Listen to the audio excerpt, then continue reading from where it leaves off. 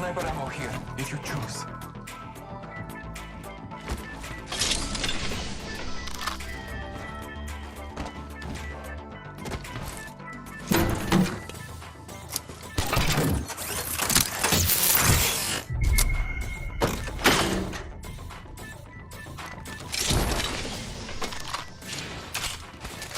Massive shotgun here.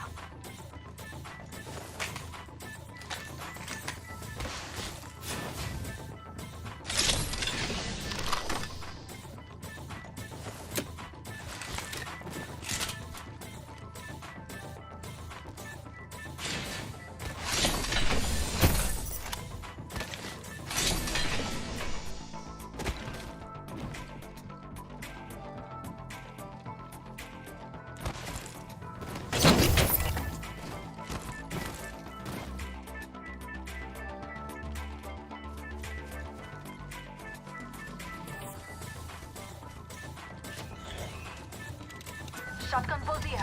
Level 3. Extended heavy mag here. Level 2.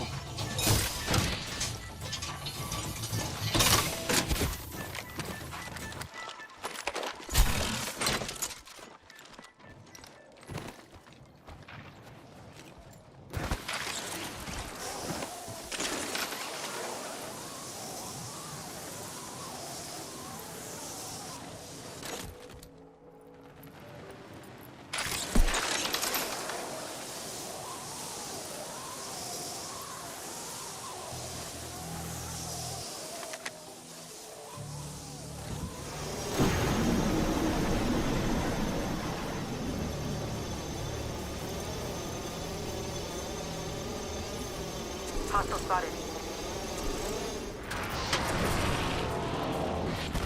I've spotted an enemy.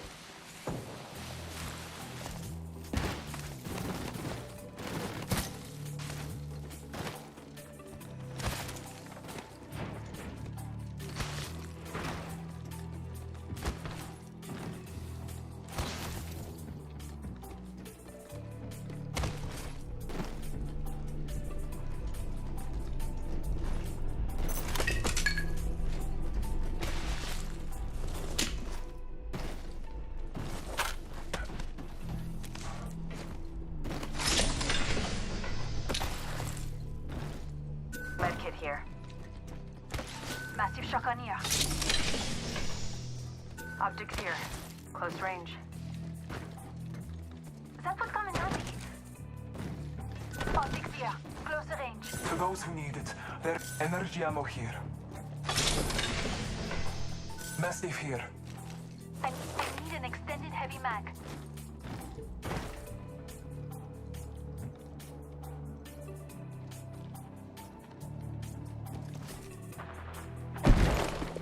We are not alone. Look over here.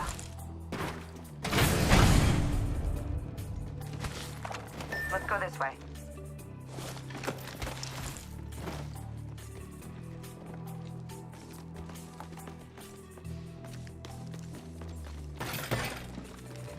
I spotted enemy.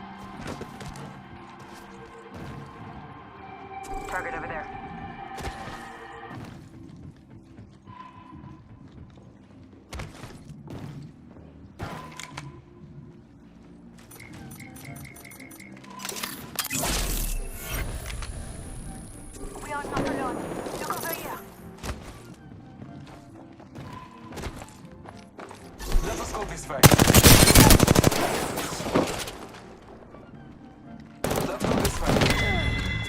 Somebody. Ultimate accelerant here. I need that.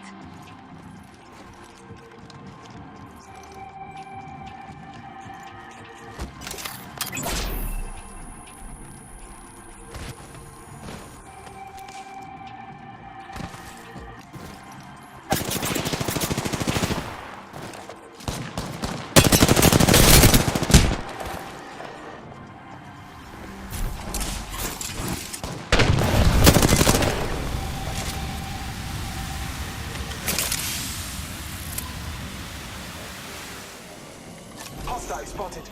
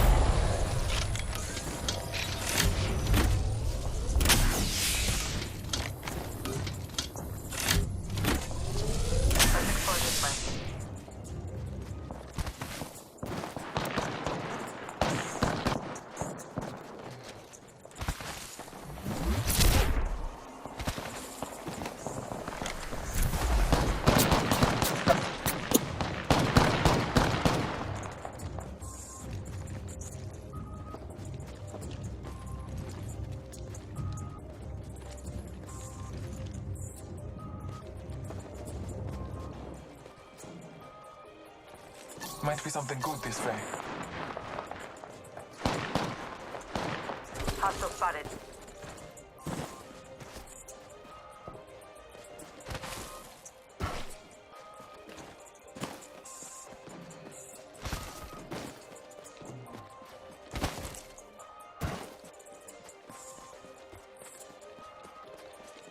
Target spotted.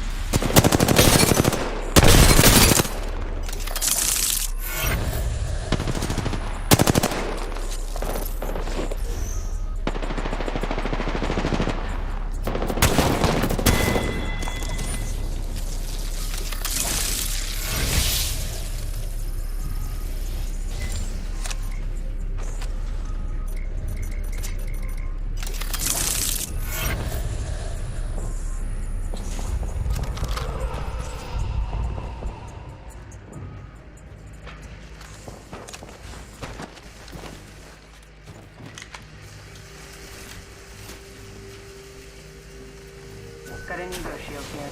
Level 3.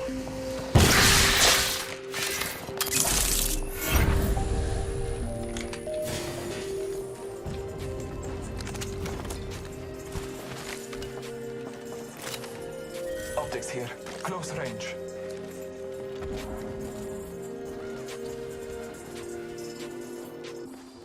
Let's go this way. Let's go that way.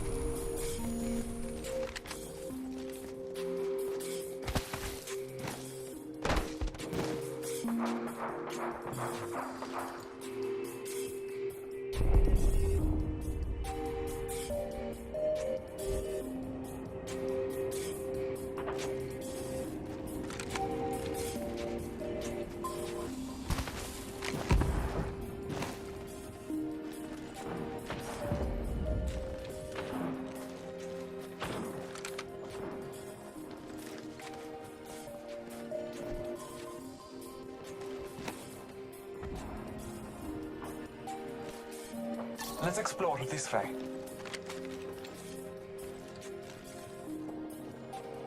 Defending that location.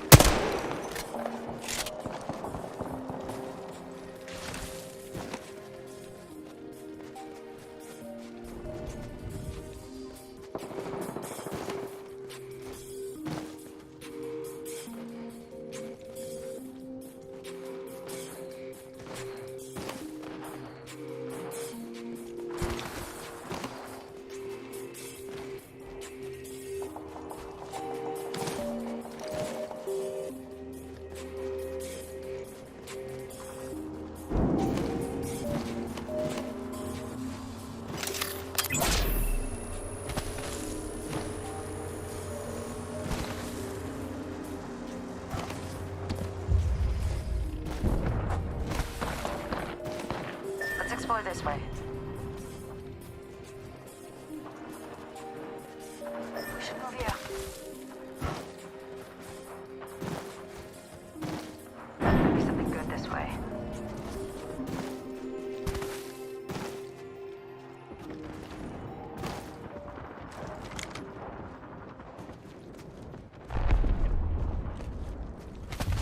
I spotted an enemy. Let's go this way. Might be something good this way. Let's go this way.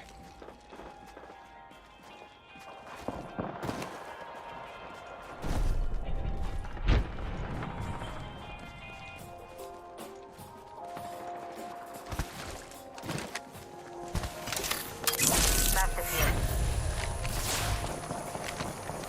I spotted an enemy.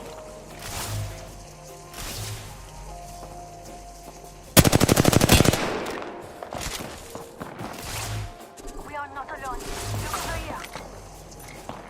Target spotted. I spotted an enemy.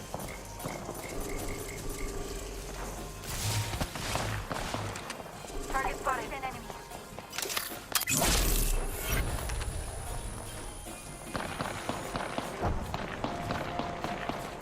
Listen, let's move here. Target spotted. Target over there.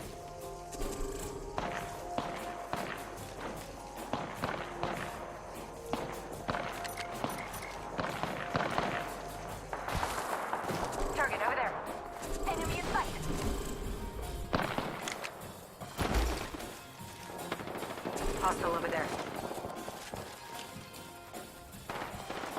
Enemy spotted.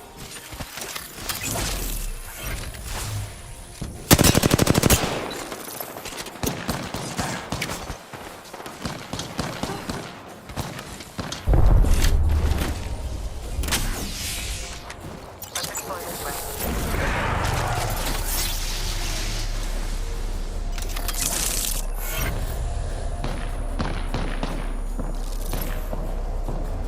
Let's explore this way. Hostile spotted. Hostile spotted. I spotted an enemy.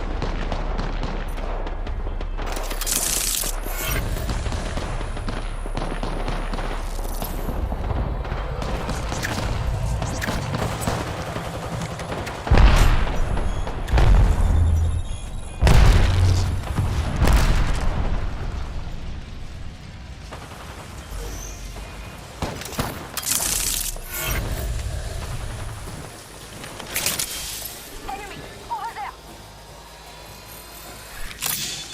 Adversary over there.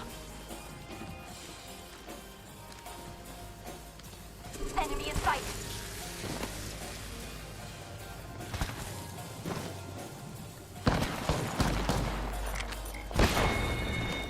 Enemy over there. Come on, this way. This way. Let's go. Let us go this way. Let's go this way. The enemy is here.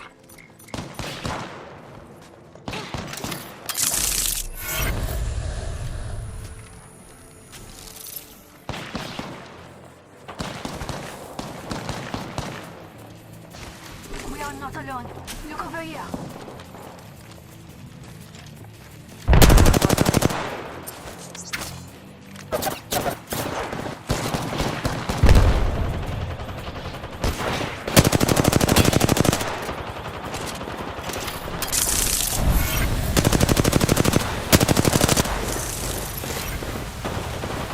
Still tracking target.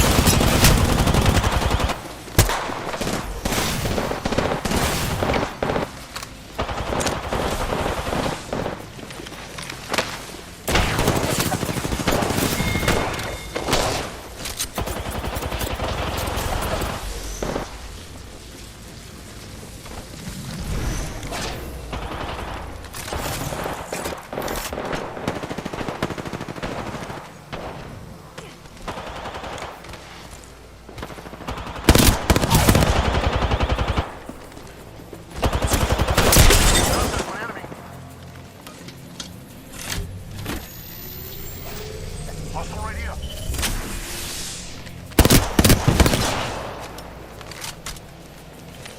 Contact with hostile. Contact.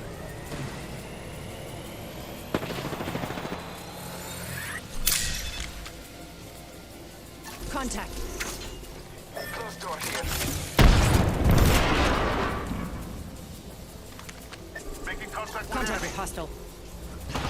Contact with target.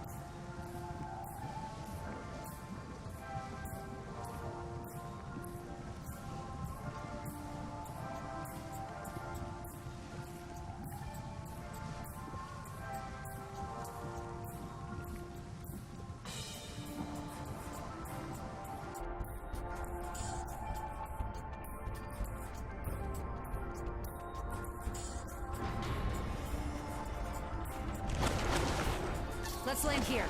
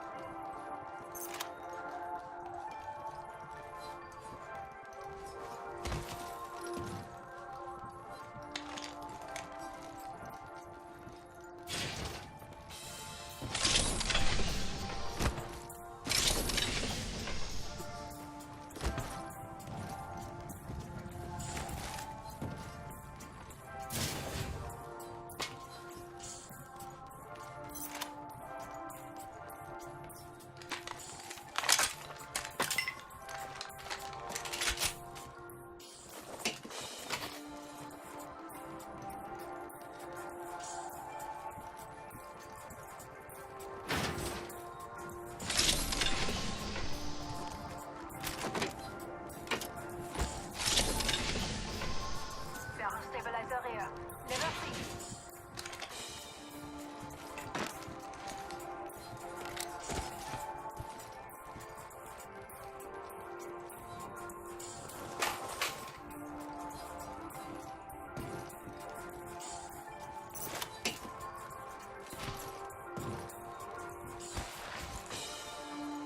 I'll clear one here.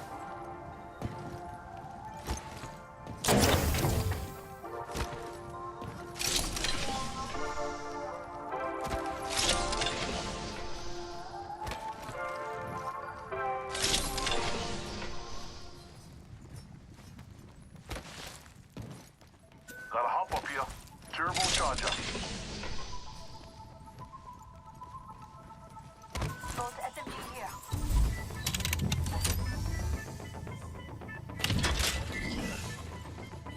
I need it.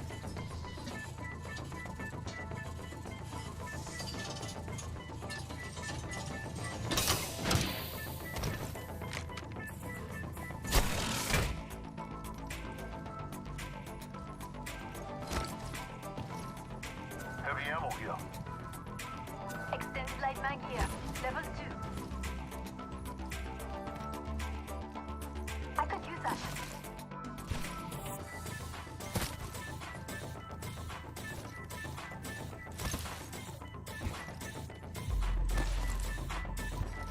Shield battery here. I need it.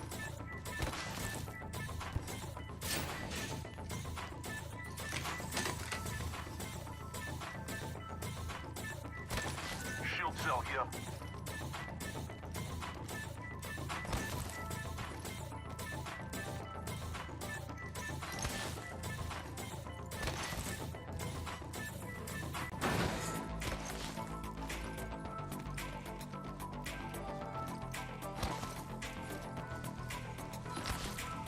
I've spotted an enemy. Pardon, I take that back.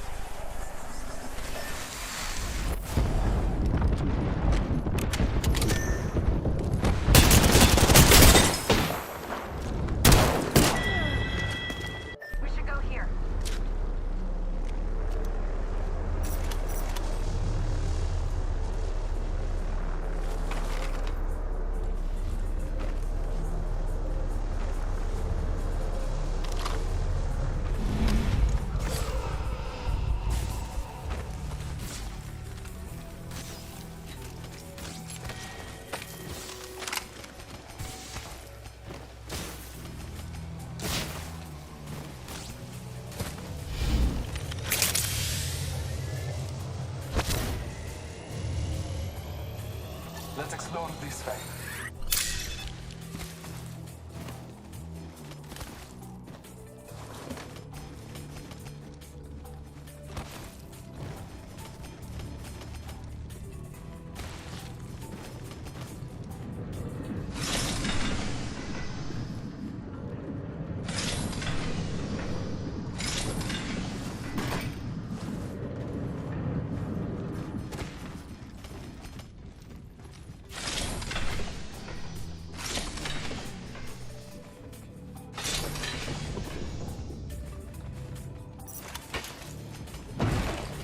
Let's go this way.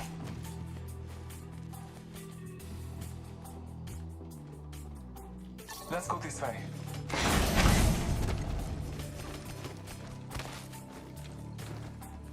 Might be something good this way.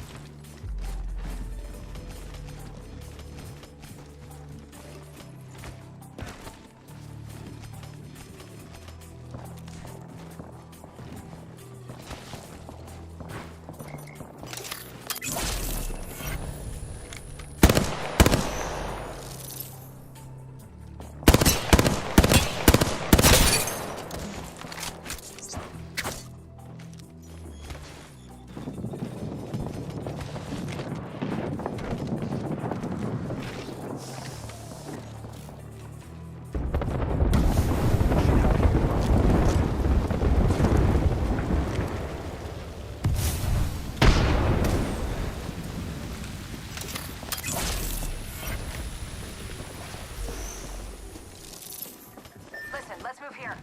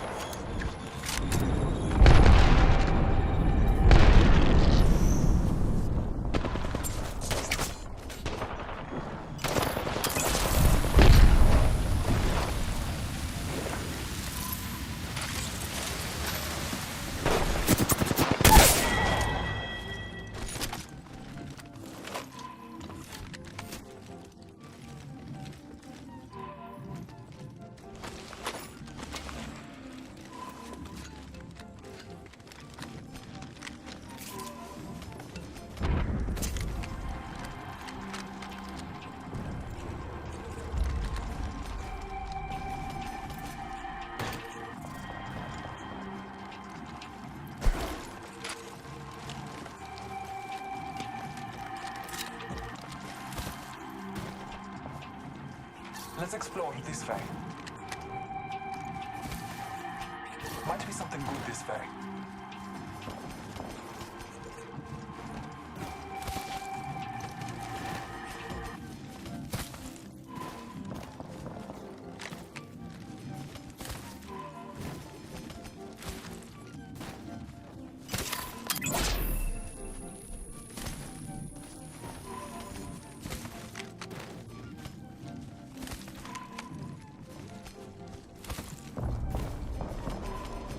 Let's explore this way.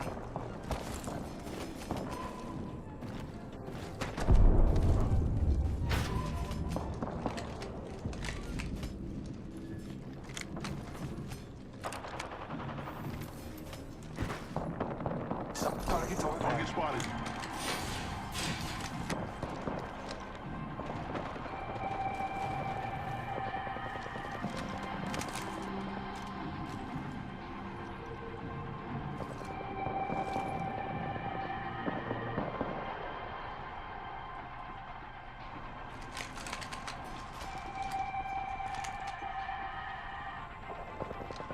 Let's go this way.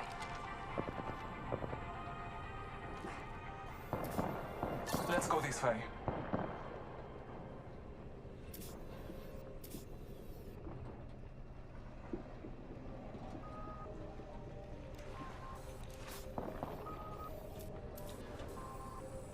Hostile spotted.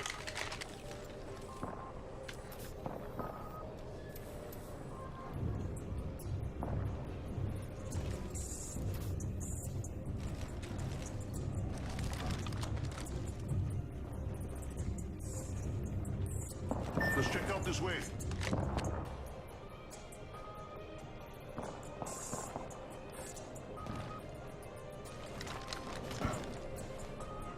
Just box here.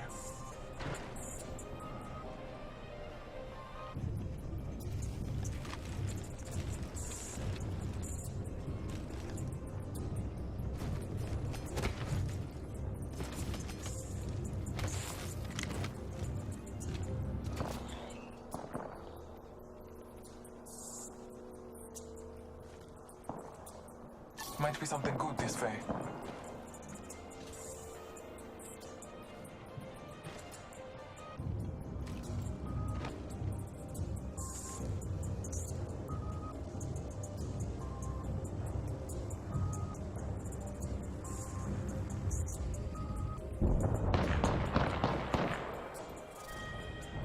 Target spotted.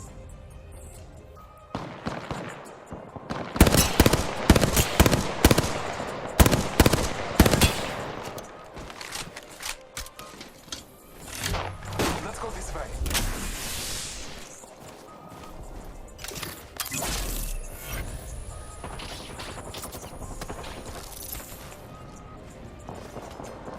Hostile right here.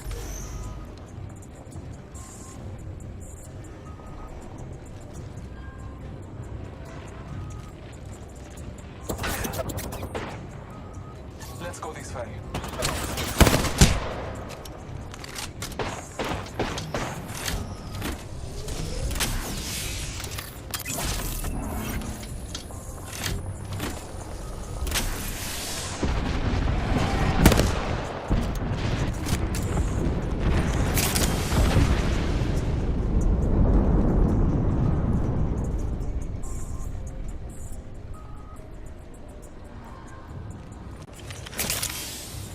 Listen, let's move here.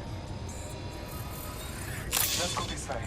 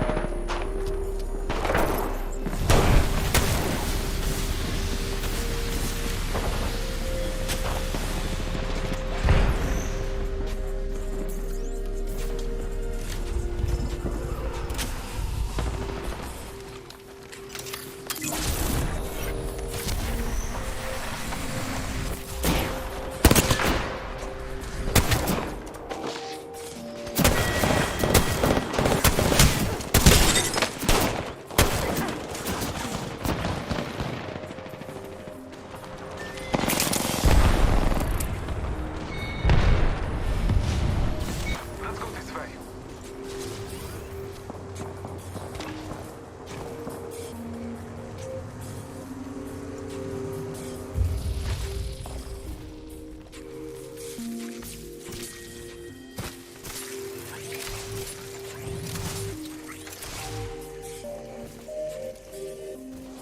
Energy ammo here.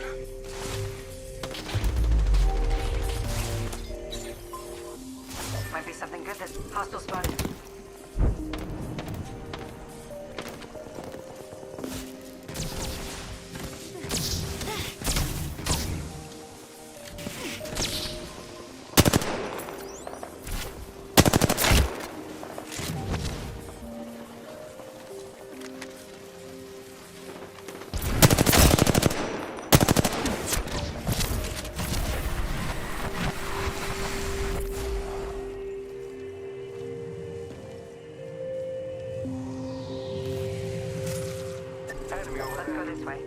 contact with target.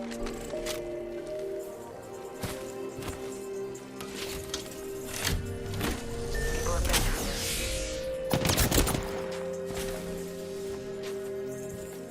Hostile over there. Let's go that way.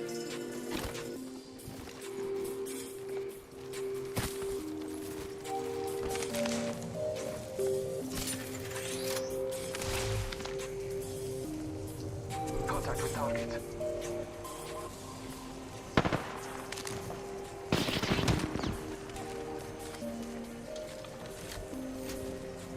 Might be something good this time.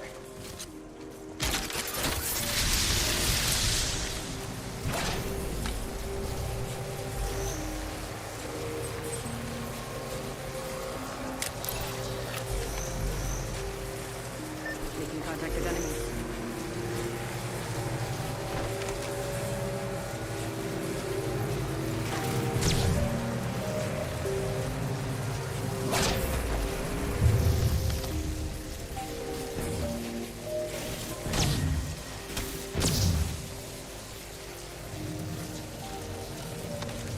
Close door here.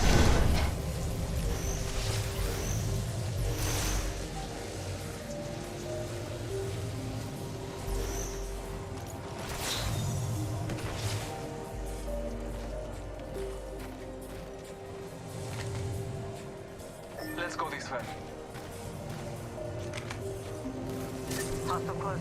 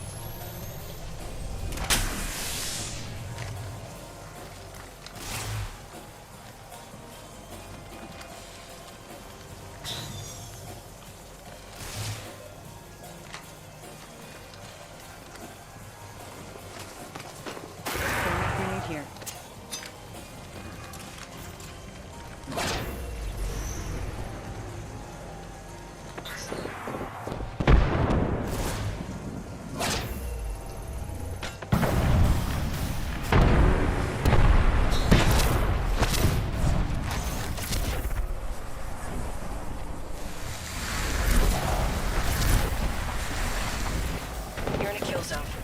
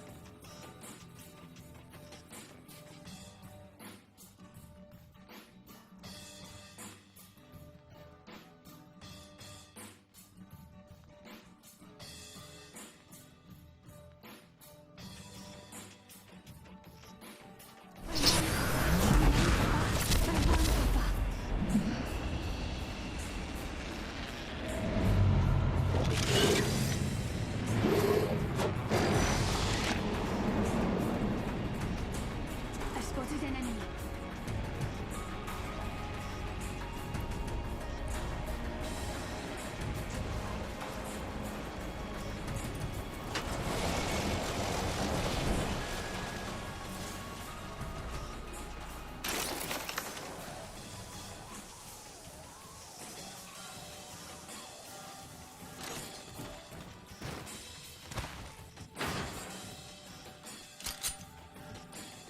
Energy ammo here. I need it. Energy ammo here. I need it. I'm going to see if there's any loot this way.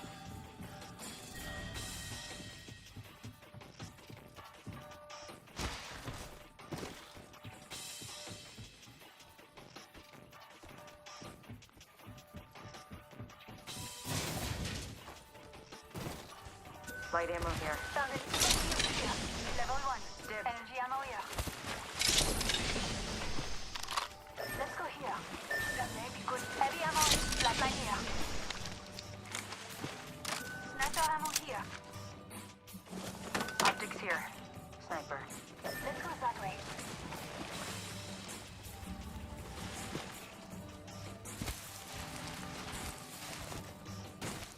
Listen up. Got sniper ammo here. Heavy ammo here. Heavy ammo here. Let's explore this way. I hear you.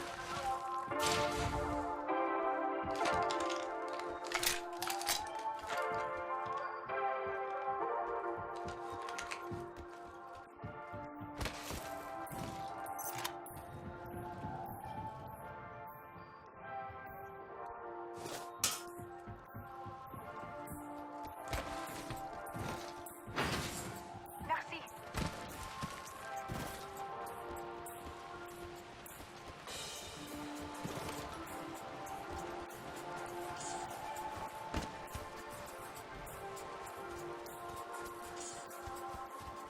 Might be something good this way. Light ammo. Extended light mag here. Level 1. Optics here. Sniper. Thank you.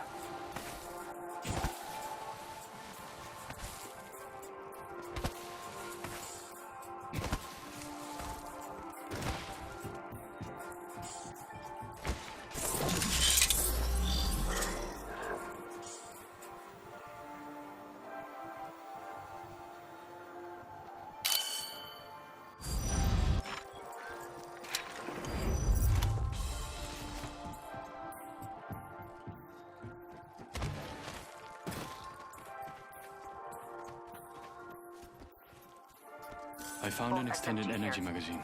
Level 3. Let's go that way.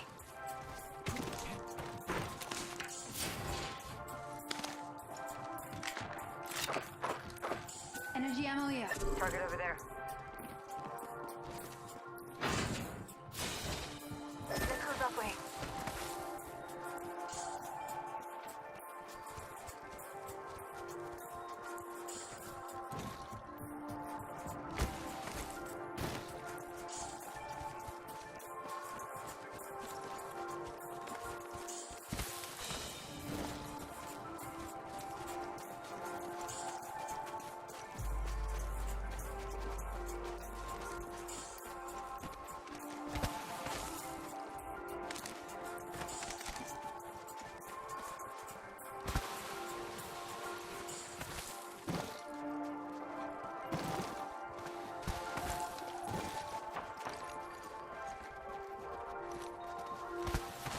Let's transfer to this I spot. hear you.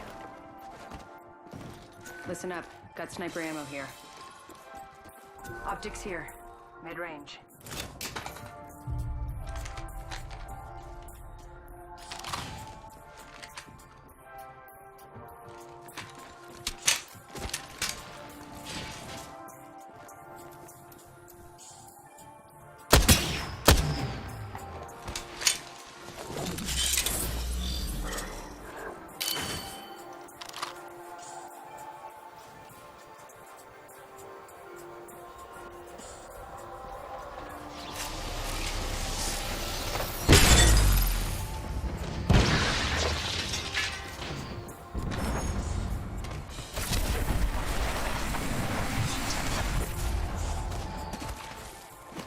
Might be something good this way.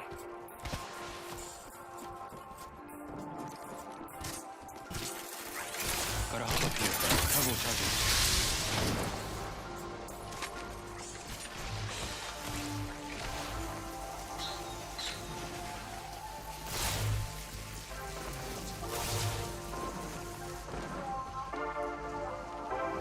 Let's go this way.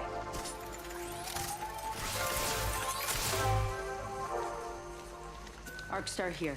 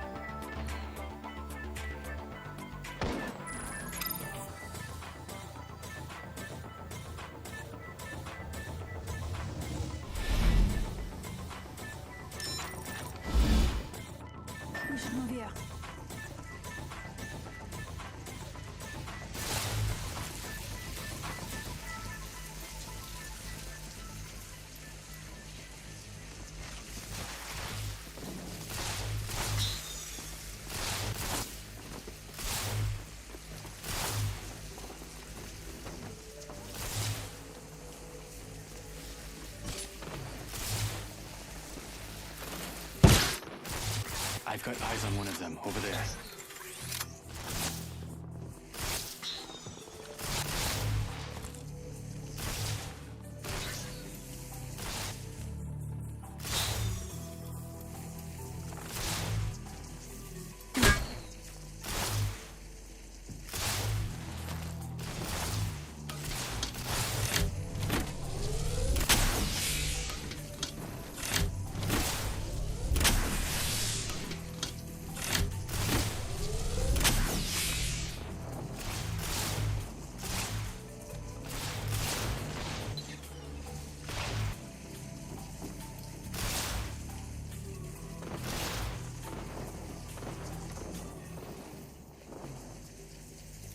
Let's explore this way.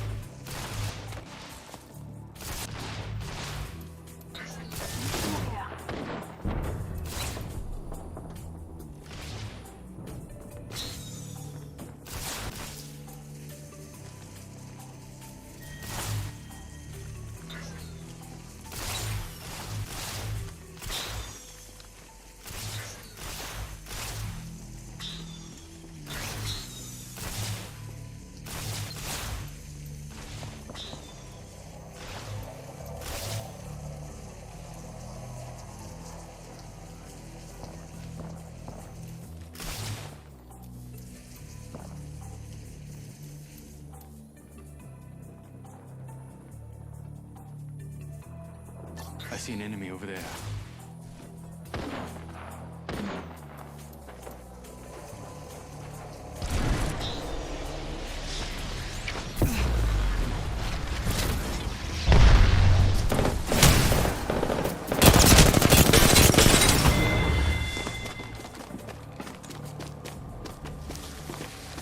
Let's go there.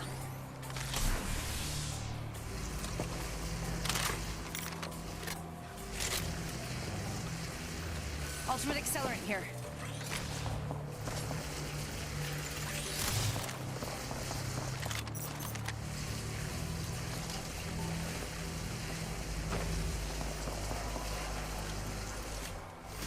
I got one over there. Yeah, enemy spotted. Portal here.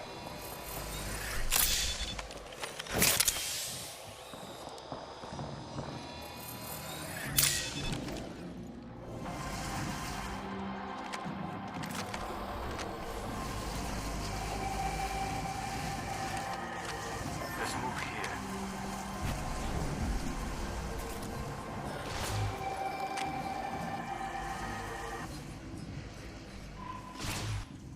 I see an enemy over there. They're far. I see one. Hostile close. Enemy Never over mind. there. Let's go that way.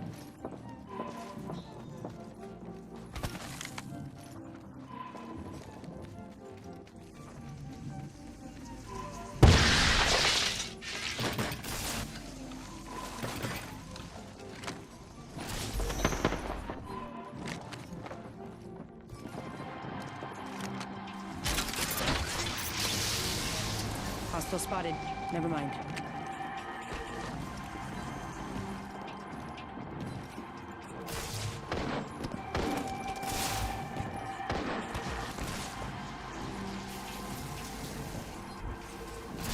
Let's go this way.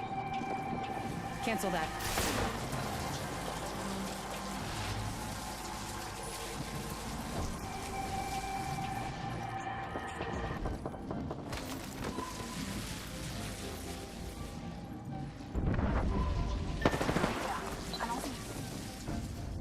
Let's transfer to this spot.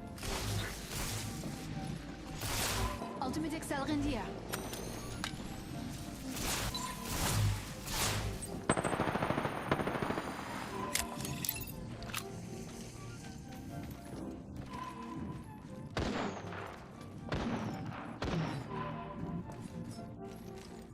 Let's explore this way. Forget that.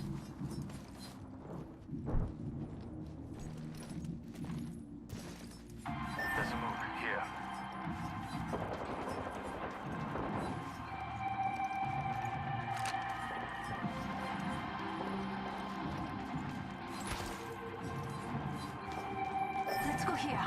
Allons-y.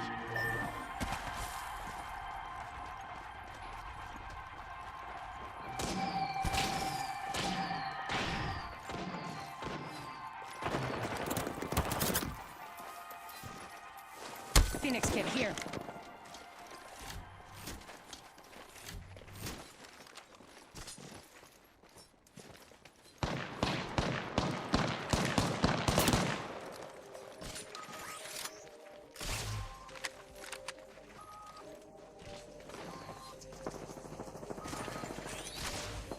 Care package over here.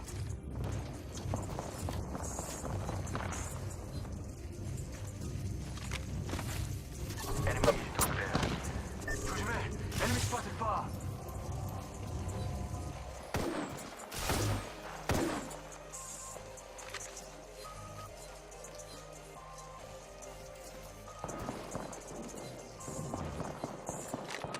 Target over there. Over there. Enemy over there. Over here. 빨리 가자. Enemy over there. Enemy here. This way. 가자. One of them over there. Enemy over there.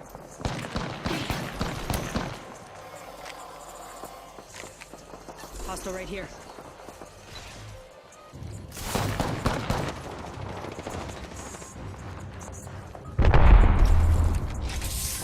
We are not alone.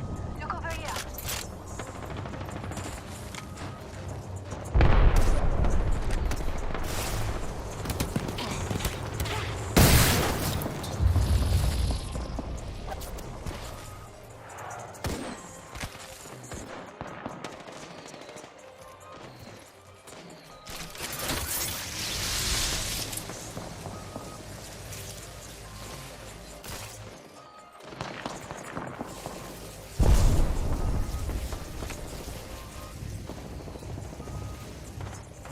Hostile over there.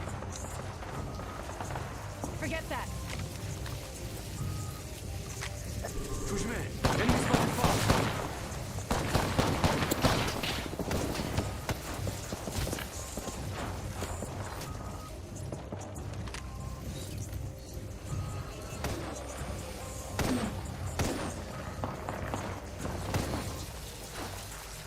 Over here. Adversary over 빨리 there. 가자.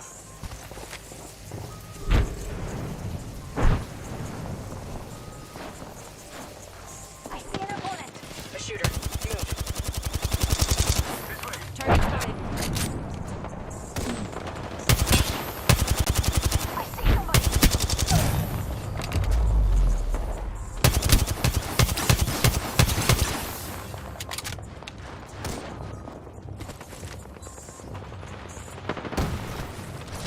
They're far. I see one.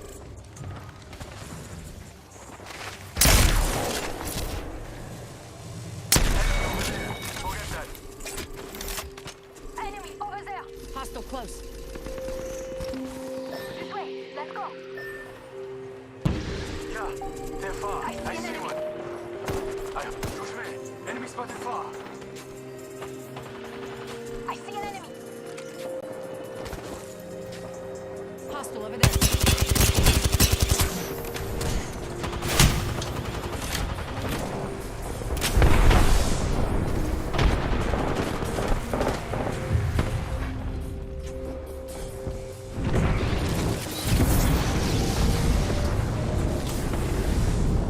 Ultimate accelerant here.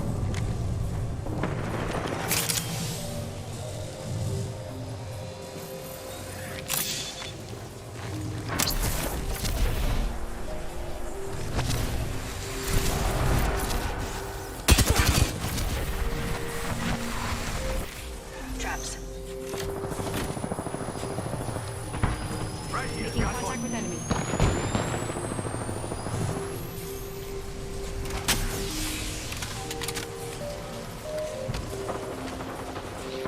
They've laid traps. Yeah, got one of them here. Making contact with enemy. Yeah, got one of them here. They've laid traps.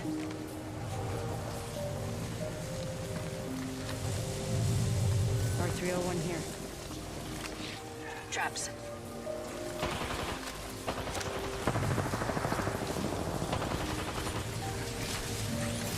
grenade here.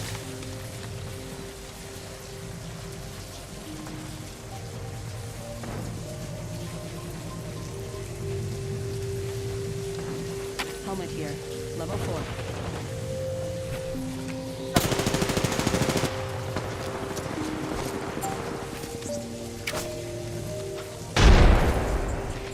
They've laid traps. Danger. Move. They've laid traps. Let's transfer to this spot. Traps.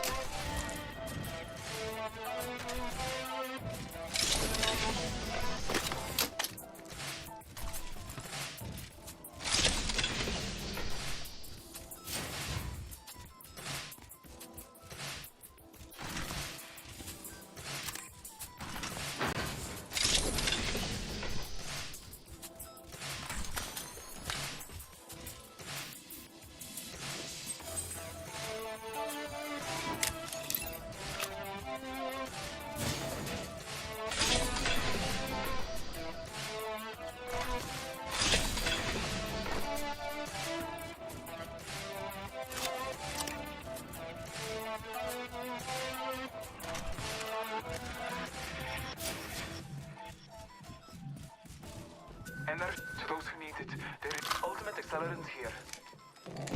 Medkit here. Dibs.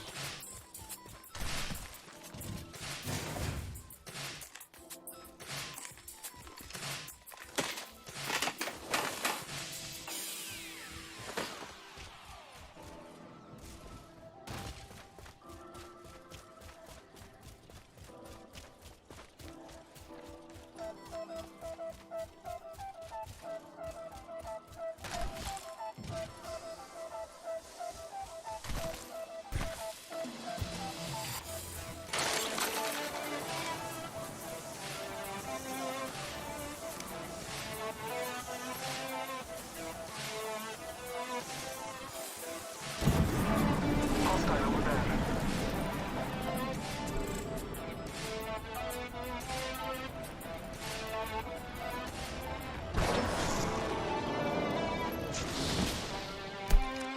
Might be something good this way.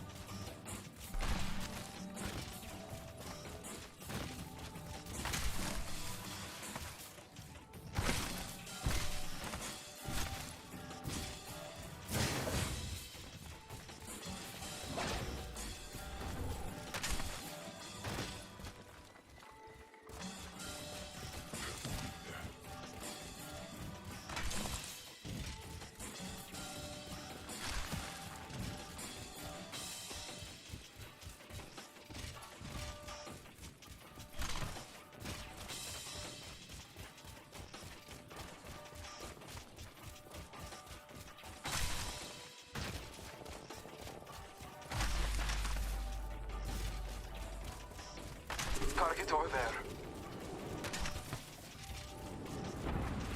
Might be something good this way.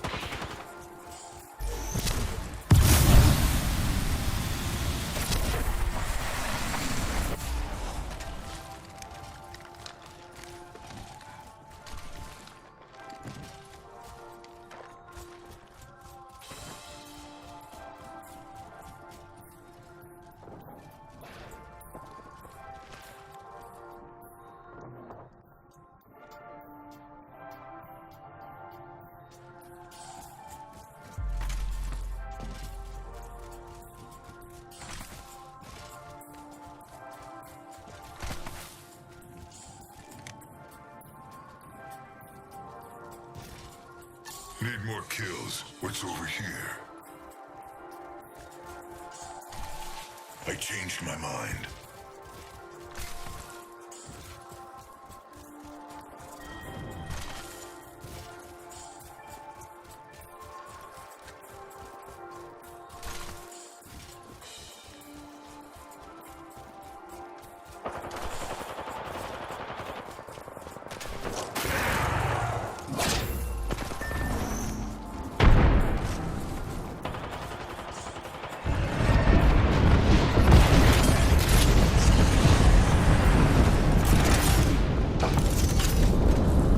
Contact with target.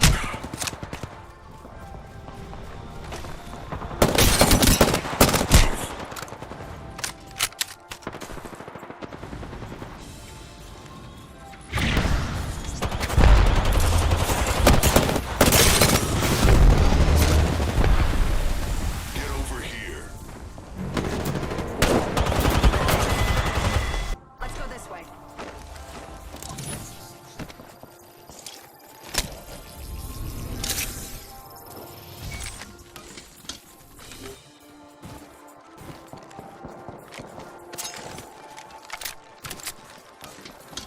Hostile right here.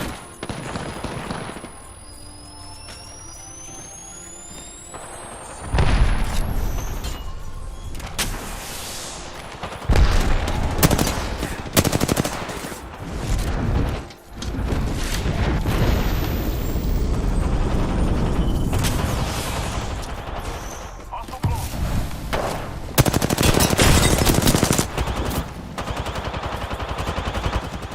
Hostile close.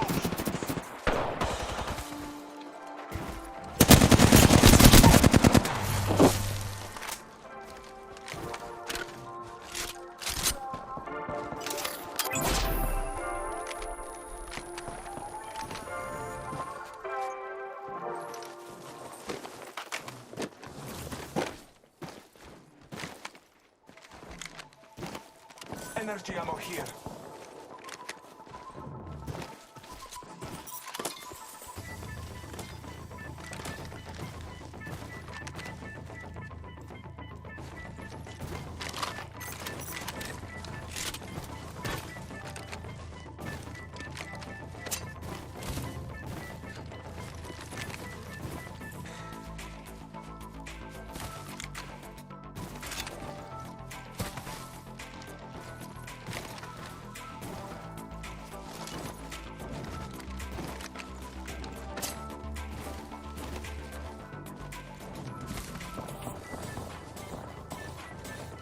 Brock, got an Evo shield here. Level 5. Shield battery I here. can use that. Hey, optics here. Close range.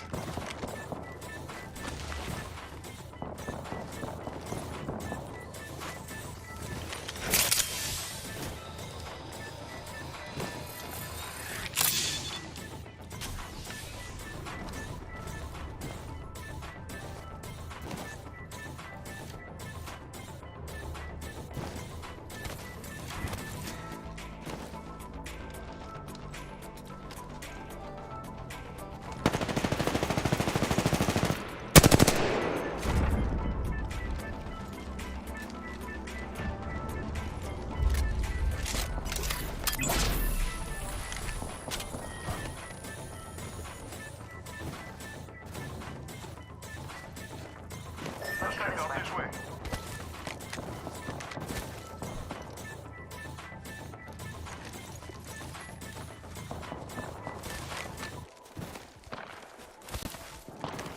Target over there. Let's go here.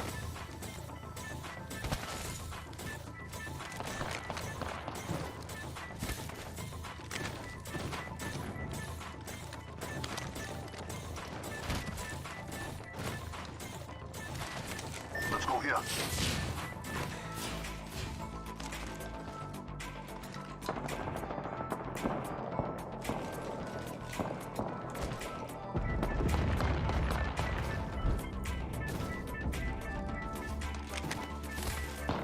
Target spot.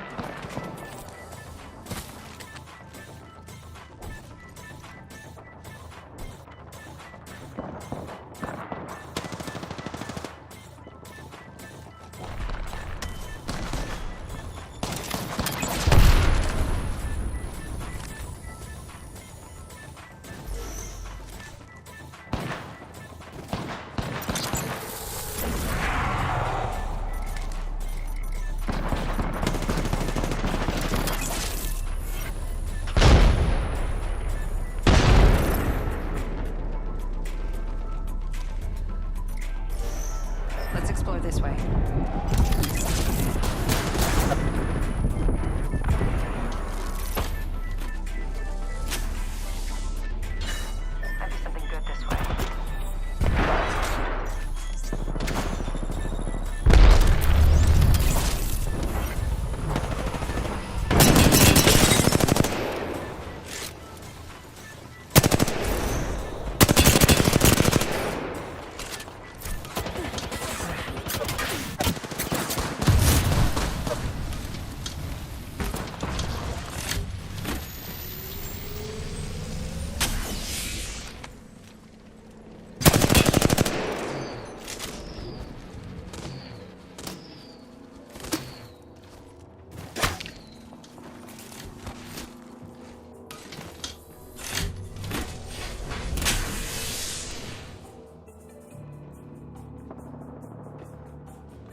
Shield battery here.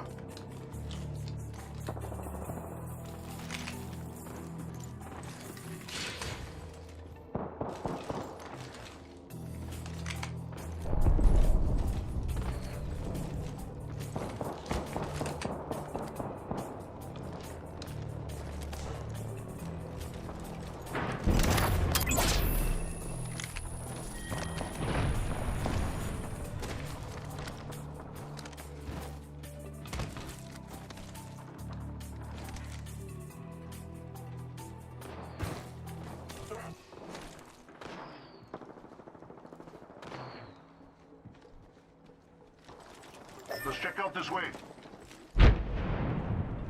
Peacekeeper here. Might be something good this I way. could use that. Cancel that.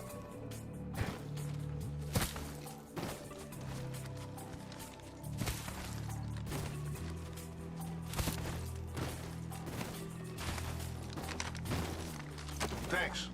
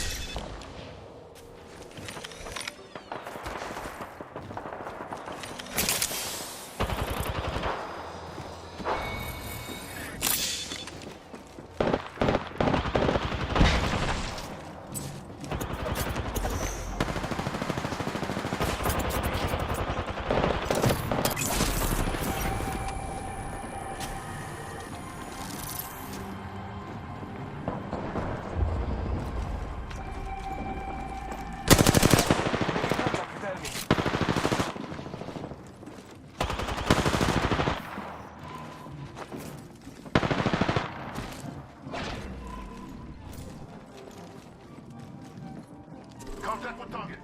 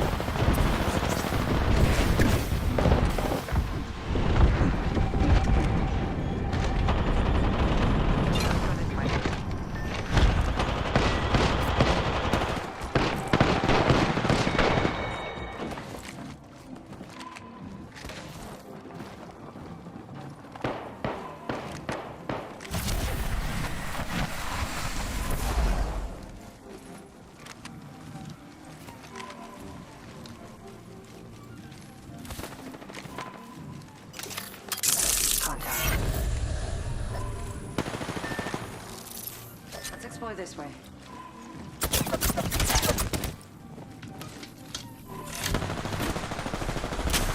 Enemy spotted.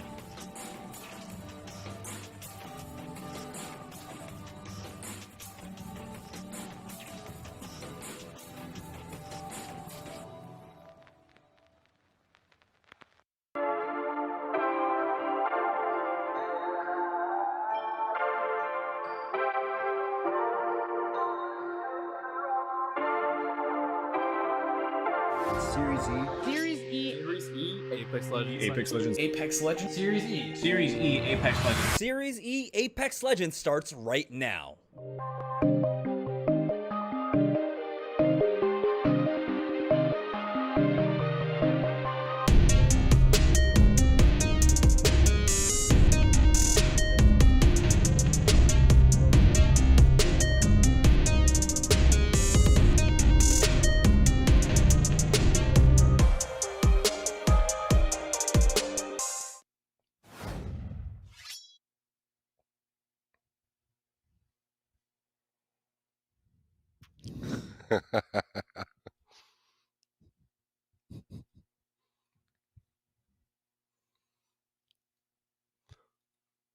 Well, while Jamerson gets it figured out, it looks like his mic's not working. This is Series E, everybody. Welcome to it. He'll get it figured out here soon and take us through all of the motions. The players are filling up in the lobby. He's going to get it figured out, but you guys know what it is. You know why you're tuning in. You obviously like watching Apex and the best players compete, and this week is no different. I think we're in week number 4, so we'll run through the format and pop it up. ALGS format, it's your typical one. We all know the placement points. 12th 12 points for first place, going all the way to 20th place. You get the big goose egg. Nobody wants that. Top 6 teams move on from each server. Then we finally have 20. Jamerson, you back? Oh yeah, hey buddy. Oh, welcome back, Just man. breezing You're like right that on teammate, through everything that here teammate now, that huh? has to get carried in the beginning, huh? Like where you're just Well, like you know. land in my landing spot, come into my loot, et cetera, et cetera. Why don't you land at your own building, bro?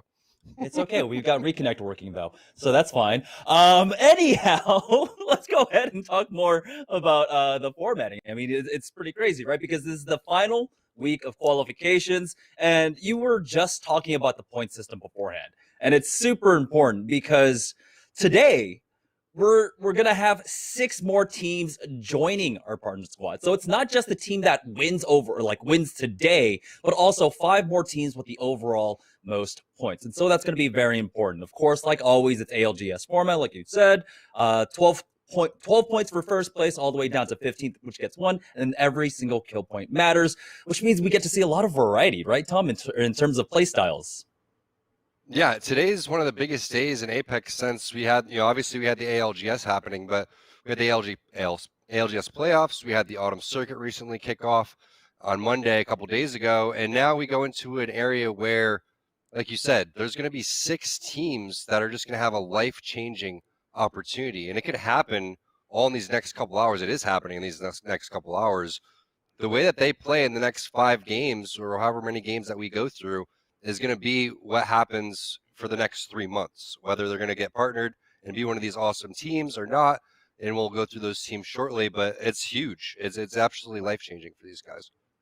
Yeah, and the 20 teams that control their own destiny today, they had to battle it out. Oh, hello, buddy. Oh, sorry. I'm easily distracted by cats. I've got 2 of my own. But we have 20 teams today. We had, of course, 60 teams, every single qualifier, and only 20 have made it to the big stage here. The teams that are controlling their destiny. I mean, let's go ahead and take a look at them right now. But these are a lot of names that we've been seeing across the last 4 weeks so far. And one thing I want to note, when I was looking at some of our stats, was that across 4 qualifiers, we've had about 41 unique different teams make it to the finals here. So it goes to really show the kind of consistency that a lot of these teams have. And so if we take a look at Team Zeratricky, they've been in every single final so far. I would say Solafide in different incarnations as well. Dirty Dan. Did we make it? There are so many returning names. And now with 6 spots out of these 20 teams, 6 more will be moving on to Series E as a partnered team. They'll be earning $500 a month. They'll be working with 9 of our amazing partners. They'll have an opportunity that not a lot of people are afforded in esports. Yeah, and you look at that list, you see you like that, mate. They got 4th place a couple days ago in the ALGS. They're a very strong team, but you have other teams that have placed extremely well too, like Flying Drone. They just haven't had the strongest showing the last couple of weeks, but it's all about the points that you accumulated up to this point. If it's not you qualifying through points, you're going to have to win this thing today. And I think that there's plenty of teams out here that could win this thing, but it's one thing's for sure. We have Zeratricky that's sitting over towards the top. I feel like they're a safe lock going forward. I just think that they want to end this one on the win, right? So they're going to continue to try and be consistent like they have been, but I wouldn't be surprised if that's the one team I think would be a for sure lock in. Then we have the interesting story with Solafide and how they start so strong, or they start off so slow and then they end so strong. So there's a lot of storylines going into this one, but those are a lot of the teams, and we appreciate these same teams popping up in the consistency. It's been fun to watch them play. All right, well, looks like we are loaded into the ship. This is game number 1 out of 5 here for the final weeks of qualifiers for Series E, and it's all going to be played on World's Edge. We are on board with Team Zeratricky. And Tom, you mentioned they're up at the top, and how much are they up at the top by? They're at 143 points across 15 games. We were looking at stats, and they average very close, 9 to 10 points per game. In every single game that they've played so far, they got 5 more here to close it out. But the team that's just below them, they're down by 34 points, and that's going to be Team You Like That, Mate. So yeah, Team Zeratricky with a commanding lead, and they've got this drop on the western side of Skyhook. And you know, they're kind of fortunate. I got to imagine in this tournament, they don't have like a team like CLG or other really strong teams that they'll have to fight to get out of Skyhook alive. And so that might be one of the reasons why they're so consistent, but also having to adjust to this Bloodhound playstyle. Zero Tricky, you see the scan coming out, and he notes 2 people in the building to his southwest. Yeah, I think that it's going to be really fun to watch these guys work Skyhook, because Skyhook is such a really exciting spot to land, really. I love landing there personally. I think it's one of the more loot-friendly places, but it's always interesting to see how many teams land over there, because if there's 3 teams, you obviously want to be the team third-partying. You always want to control the beacon building, which is extremely important when you're going over to the Skyhook side. But when the circle ends over towards this area, you're able to get any position that you want, and if it's not landing in this area, you have a very long trek, so you can't really, you know, poke around with your team and waste too much time. I think that's why landing Skyhook will really fit a Gibraltar team and also a Bloodhound team, because you do have such a far way to rotate that it is going across the map. You are going to be stuck. We're all the way on the other side of the map, like you said, and it's going to be SOB. They've already got a knock. That's Blitzen, Scurry, and Onmu. As we see Scurry popped into that queue. It's been detected by a scan, but it's okay. We do have, of course, the nerfs going down to Bloodhound, and so there's going to be 4 more seconds if the Beast of the Hunt is up now. Ooh, the ult hitting real good, but as they try to push up, it's going to be Stink trying to hold the line with Casellas right behind them, but there's a crack there. They're getting shot through it once again. Casellas goes down. It's all up to Stink here, but as he falls, he will not be revived, because that's the entire team gone now. But SOB, it was Scurry who went down, and now it's ERG on the hunt for them, making that fast rotation over from Dome now. Here's the scan coming out from Oso Rated R as they're trying to hunt this down. The third parties are strong. We'll see if they can survive. This is going to be a thirst coming in from Oso Rated, and that's going to be 1 kill point on for them. We'll see if SOB can recover Scurry. There's going to be plenty of time to try and get it, or will ERG try and camp this banner? So difficult there for SOB. They win a clean team fight. That's your number 7 team that they took out Minions, I believe. And you have that SOB squad sitting at 14th overall. So they really need those points. They need to have a big day today. Maybe even win this thing in order to do it. And they start off winning a great team fight, but an immediate third party coming in. And now Godsent making the rotation. They see that they're close to the zone. The more that they fight, the less opportunity they have to get to the middle. So they just get out of there, and they have great armors right now. But as they do that, there's already a team in the donut. Cupsy opening up with the knock already. That's going to be Bambino and his squad just completely wiping. They were not expecting that at all. It happened so fast. Yeah, you saw aim assist, not OP on the other side. This time around, E-Rat Ronnie will stay alive, and I love this instant pop of the ultimate for Bambino so he can have that more uptime for his scan as they try and recover and they reset. They know that this is the center of the map. You're going to have a lot of teams rotating through, so just go ahead and use that for now. You get that ultimate up fast anyhow. On board with TSS, and I think this is one team that we were expecting a lot more out of. We've seen them team fight, but they haven't been able to recreate a lot of the success that you and I have personally been able to cast over so far, as fairly frequently they end up in these early game skirmishes, and it does come down to 50-50 in these fights. That's what they live for, right? That's what I feel like they should just change their team name to 50-50, because that's what they're always looking for. It's fun to watch them play. And they're sitting overall in the standings at 17th with 32 points. So that means they're going to have to probably put up around a 40 to 50 point day today, which is completely possible. It really is. But it starts with a W. You have to have a big W. The points that you accumulate inside of the game are your actual points that go to your overall point standings. And the max we could normally see would be anywhere around a 30-point game, which means you're rocking anywhere from 15 to 20 kills and doing it big. But it looks like we have Rakinishu, and you like that, mate. They're sitting in second place. They're no strangers to opening up big fights and taking one of the top 5 players to watch. Just look at these nice shots from Rakinishu. That was massive because we saw at the onset of that fight, Oni, the Q was used by that Wraith, and then afterwards, immediately, Rakanishu is able to land that thermite and just push off of it. I love how they're able to do that. But of course, it's about the macro control as well, coming out from You Like That, Mate. We saw them playing this position just last week as well here at Series E. It was a much different circle. But right now, I think teams understand in the first game, you want to have that big pop-off. You want to get a lot of kills. And this is one of those teams that does like to put on the early game pressure right now. As you can see, Rakanishu, Crummy, and Matt Pickett setting up a crossfire here on the high ground just south of Geyser. They got fired at, and the other team now won't even show their face. I wouldn't either. This is a great spot to hold down.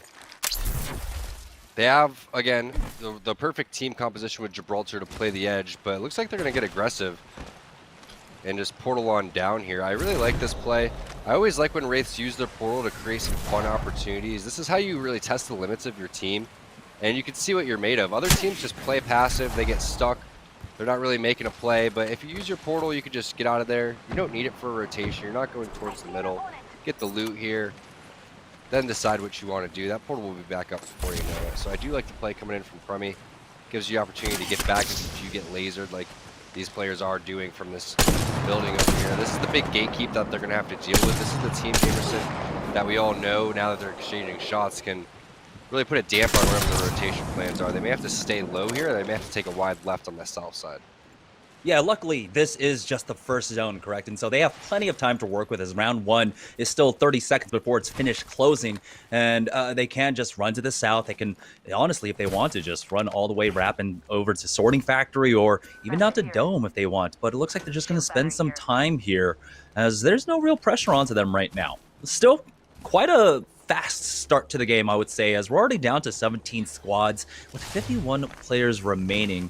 And so generally, you know, after round one, we'll see maybe one squad is dead, maybe two, but three, that's pretty quick. And so now it is going to be that southern rotation coming out from You Like That, Mate. And like you mentioned, this is another team that we're really looking forward to. They are pretty safely in the top 5 in terms of overall points across 4 weeks of qualifiers so far. They're at 109 points. Again, they're the team that is trailing Team Zero Tricky by 34 points. Yeah, it's safe to say they should be in here as long as they don't drop numerous goose eggs across the board and one of these other teams doesn't have a big day. It would take maybe 3 or 4 other teams passing them before something happens, but it's fun to watch them play, and their eyes are set on winning this thing, right? I think it's probably a competition between these teams sitting around 100 points there. Tricky, You Like That, Mate, Frog, and BFF. They're all looking to, you know, really have it out for each other and see who's really going to be the total point getters, the almost #1 point seed going into when Series E starts. I'm sure that will feel good knowing that you did that. But even in his squad, coming in here with Krabby P with a big rotation coming over towards the thermal side. I mean, this is like on the outskirts, Jamerson. There's no way this gets third party. Oh, Euban does have to back away, though, as that defensive bombardment was used by the other side just to bide some time and space for them. Euban did some decent damage, but now it looks like they do have to be careful. But as we go over to Sorting, it's going to be You Like That, Mate, in a big fight, but they've already cleaned it up. And that's going to be 6, Vayne and Busby going down. Wow. As soon as we joined that fight, it was right on over. Back on over with Team Krabby Patty, though, as it looks like they're going to just go ahead and rotate out of this fight. There might have been a few more teams that we might be aware of, and so they decided to just signal the retreat and rotate around. This is a little bit tricky to get around just because this is one of those tunnels that was not touched in the update. There is no extra cover to work with. You have nothing except for the walls that curve to try and work with, and so they're trying to decide which way to go, and it looks like they're going to opt to go to the north side. Nice shots coming out there, even though the triple take was nerfed, right? It was a 0.10 second difference, slower rate of fire now with the triple take. It still absolutely destroys. Listen, let's move here. Yeah, I'm pretty sure every year that goes by, that's what my brain gets nerfed. 0.10 seconds. Is that what it is, Jamerson? Sounds about right. Yeah, we got the boomer reaction speed. I'm getting slower and slower. Next week's my birthday, so we'll see how that one goes. But ERG, they're stacked up over towards this tree area. This is a great spot to hold down. You can see the great line of sight, and what a good gun combination to have this spot for. Triple take R301 with the 6X. You touched base on how you do have that automatic choke. It's been like that for quite some time. You're going to obviously have a lot of people camped in over towards the office on the roof of Sorting Factory over here. These guys are definitely not safe. The guys that they're pinging down. That's a tough spot to hold unless you're holding more over towards the left side. Now that this area has been added, that roof isn't as powerful as it used to be. These guys have the advantage in terms of being able to hold this spot. As long as no one charges them, they don't have to deal with a third party. Yeah, it's no longer that ultimate high ground that a lot of teams were able to play off of. And for ERG's positioning here, we know that they were able to basically wrap around from the southeast side and then come on up. And so they have a lot of that back already cleared. And so it's pretty easy for them to just focus on the teams that are in Sorting Factory right now. As round 2 closes, we are down to 15 squads, 45 players remaining. So teams are gaining points for placements at this point. It's also about that kill points. Also rated R, currently just with that one. We remember that third party that they were able to get on SOB. I'd like to check in with them to see if they were able to recover Scurry ever. Oh boy, but here's a big fight. Euban taken on. Did we make it? And they've already got 2 knocked. It's all up to Stunny, but no, they did not make it. They get cleaned up there. But this is still a dicey position for Krabby Patty as they need to recover 2 more people. And as you can see, the Gibraltar bubble's already down, so they're not going to have that fast res, but it doesn't look like 165 knows that there was a big fight underneath them. Otherwise, they should have jumped right on top of them. Here's the port play, but no, it's in the opposite direction. So they don't know that the fight took place beneath them. They weren't able to take advantage of it. Instead, they want to try and use that port to try and get that. Oh, there's a big stick. It looked like it connected, but no, Scurry's going to be able to get that Q and get on out. And so we do have confirmation. Scurry was right back into this fight now as Blitzen's trying to hold it down with this R301. He's also got the Prowler to work with right now if they bring it any closer. Thermite connects onto Blitzen as he's able to back away. Here comes the nades trying to slow them down, but it looks like everyone's just focused on Scurry. Bambino will take him out. E-Boy Ronnie takes out Olmu, and Blitzen finally falls, and aim assist cleaned that up. Aim assist, not OP, just dominated that team fight. The nades needed to come out way earlier for SOB. You saw the one Thermite come in, but you could have easily tossed the Arc Star there and just held these guys off. You needed to hold it off for your boy to hit the battery. He lost 75 HP because of the Arc Star like that. So you need to lay down the reinforcement or the cover fire. In that instance, the nades to have the AoE to be able to get the battery off. Speaking of batteries, it's strictly over here, hitting one, and this is the spot. And Jamerson, when you're rocking Caustic, this is a perfect scenario for 165. They're going to be able to hold the high ground, and they're also going to be able to gatekeep at the same time. And this rat again, man, this guy isn't... All right, Dracos and Bambino, what is Ronnie doing that you guys aren't? Is he bailing on you guys on the fights, or is he just big brain? I don't know. I'm not really sure. It definitely looks like they just got third party real quick and got punished off of that. But I'm surprised that, you know, Ronnie hasn't changed his name to E-Rat Ronnie. You gotta stay true to your brand in here at this point. But last time, though, we have to remember that Ronnie was able to pull out a second-place finish, pick up 2 additional kills as well for his team in this exact same position, so do not count him out. We used to say that Imperial Hal was the best rat in the game, but Ronnie is, you know, really making him work for that title at this point. As we swap on to Flying Drone, this was a team that you were talking about that we were expecting a lot more out of, right? They had a big performance in ALGS, but they haven't been able to replicate it here. We have a big fight for Solifide. Clarify is already knocked. Yeah, knocks on both sides right there. And just want to say, true rats move in silence, Jamerson. You saw that E-Rat Ronnie was not hitting any cells there. Did not want to make any noise underneath his little rat building. But that's train cart on train cart action there from 2 teams in very powerful positions. You have Solifide holding what they thought was going to be where the zone was going to pull, but it doesn't. It actually pulls more over towards this northwest side. So they're in right here. Again, you can see that on the edge, a great spot to gatekeep. They should be able to just watch one angle, which is the high ground angle, and maybe someone gets their back, but at least 2 people work together in one spot. And now this is the spot that we were talking about, the good spot for 165 to hold down, but they're getting charged by Krabby, and the knock starts off with nades onto Euban. Yeah, big damage coming out. Euban started it off with a lot of damage as well, but now here comes a third party, and I think this is why it's becomes such a dirty fight. Pride getting in on this here as he's able to get a decent devotion spray down. It's going to be up to Clarify, though. He's able to full heal on up and get back into this fight. That's going to be 165 knocked out. We are down to 12 squads now with 33 players remaining. And now this is the position that they really wanted. It looks like we're just trading position for position as You Like That, Mate are going to port in and take, well, where Solofita came from.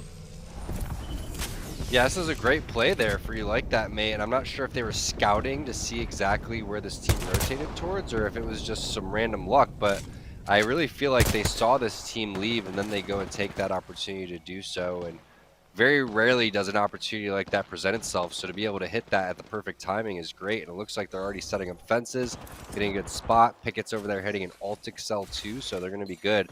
Dirty Dan outside the zone with 20 seconds left.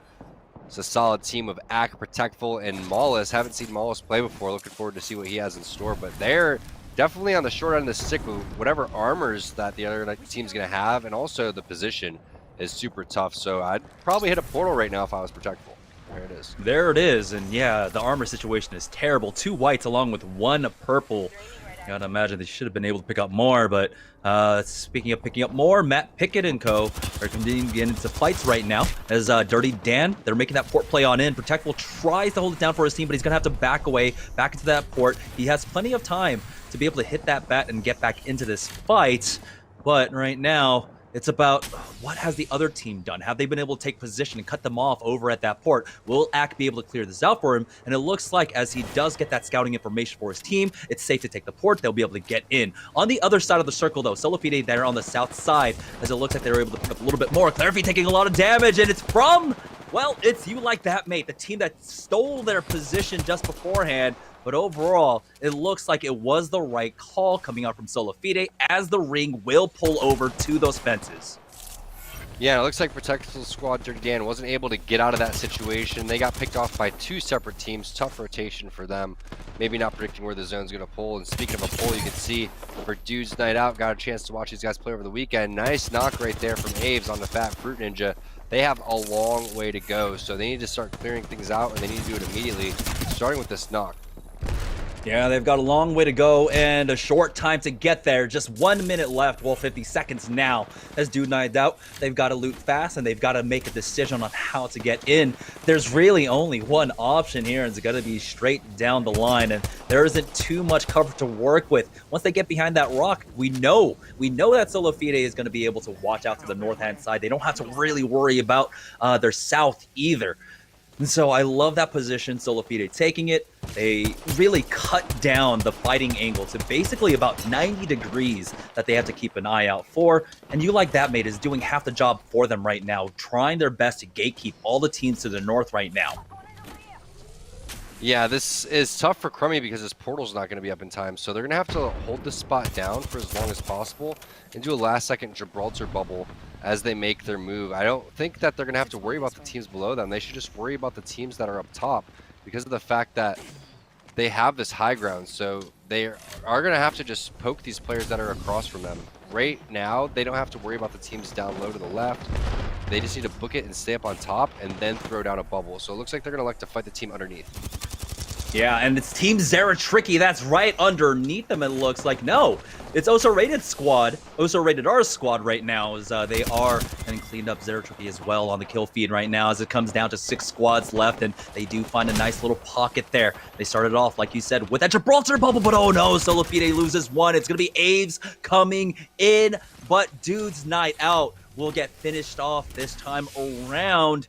As Muffins is able to hold the line for his squad. We're now down to 3. You Like That, Mate, on the low ground. They've got the bubble to work with if they want to. Here comes the port now as Rakanishu wants to try and get aggressive. They know there's the knock. They want to finish this off here. 98, that's a huge shot coming out with that Mastiff, and it looks like they'll be able to clean that one up very shortly here. You Like That, Mate, looking to finish this off, but no. Farmer Lucas gets in on this. They have to remember that there is a third team involved, and Rakanishu gets pushed. But Pride might have done it, and You Like That, Mate will be able to take the first game of the day with a number of kill points also under their belt. And so what a way to start off tonight's first 5 games. We have our Apex They're going for the gold, Jamerson. They want it all. They didn't care. They were full sending no matter what in that instance. So I really like to see that. But what a play. There's 3 teams alive. They don't care. They still go. That fence was so good to hold. It really is tough for 165 that they dealt with so many teams coming over there. They had the caustic set up. So they had the idea. They knew where the zone was going to pull. But it was You Like That, Mate, with the great play with the Gibraltar Dome underneath the bridge and then the aggressive play onto the fence that won the game. All right, let's go ahead and take a look at the match summary to see exactly how it all broke down. And what the hell is that? You Like That, Mate, with the 20 bomb, with the plus 12, 32 points posted up in game number 1. They want to make sure that they qualify tonight, and they qualify by winning this 4th qualifier. In second place, well, there really weren't much other kills for them to pick up at this point, as a third of the lobby, by the way, was killed by You Like That, Mate. So Lafide will only be able to pick up, it looks like 7 kills, but they do have the plus 9 as well for coming in from second place. And BFF, that's Blighty, Fat Fruit Ninja, and Farmer Lucas will pick up 3 kill points along with third. And so right now, it's just You Like That, Mate, with a huge head start in our 4th qualifiers. Yeah, that's a huge game. A 32-point game to start it off. Just phenomenal for You Like That, Mate. And I'm looking over at our document they have, and that would have put them only 2 points behind Zeratricky if Zeratricky didn't get any. They did place 7th there with, I think, about 6 kills overall. But phenomenal, aggressive game from You Like That, Mate. And one of the best, if not the best game we've seen so far in Series E in terms of picking up points. That's just ridiculous amount of kills, and it didn't seem like that, but once they started playing aggressive, it made me realize that these guys don't care. They really want to have this big game, and they're going all out, wiping all of the best squads that Series E has to offer.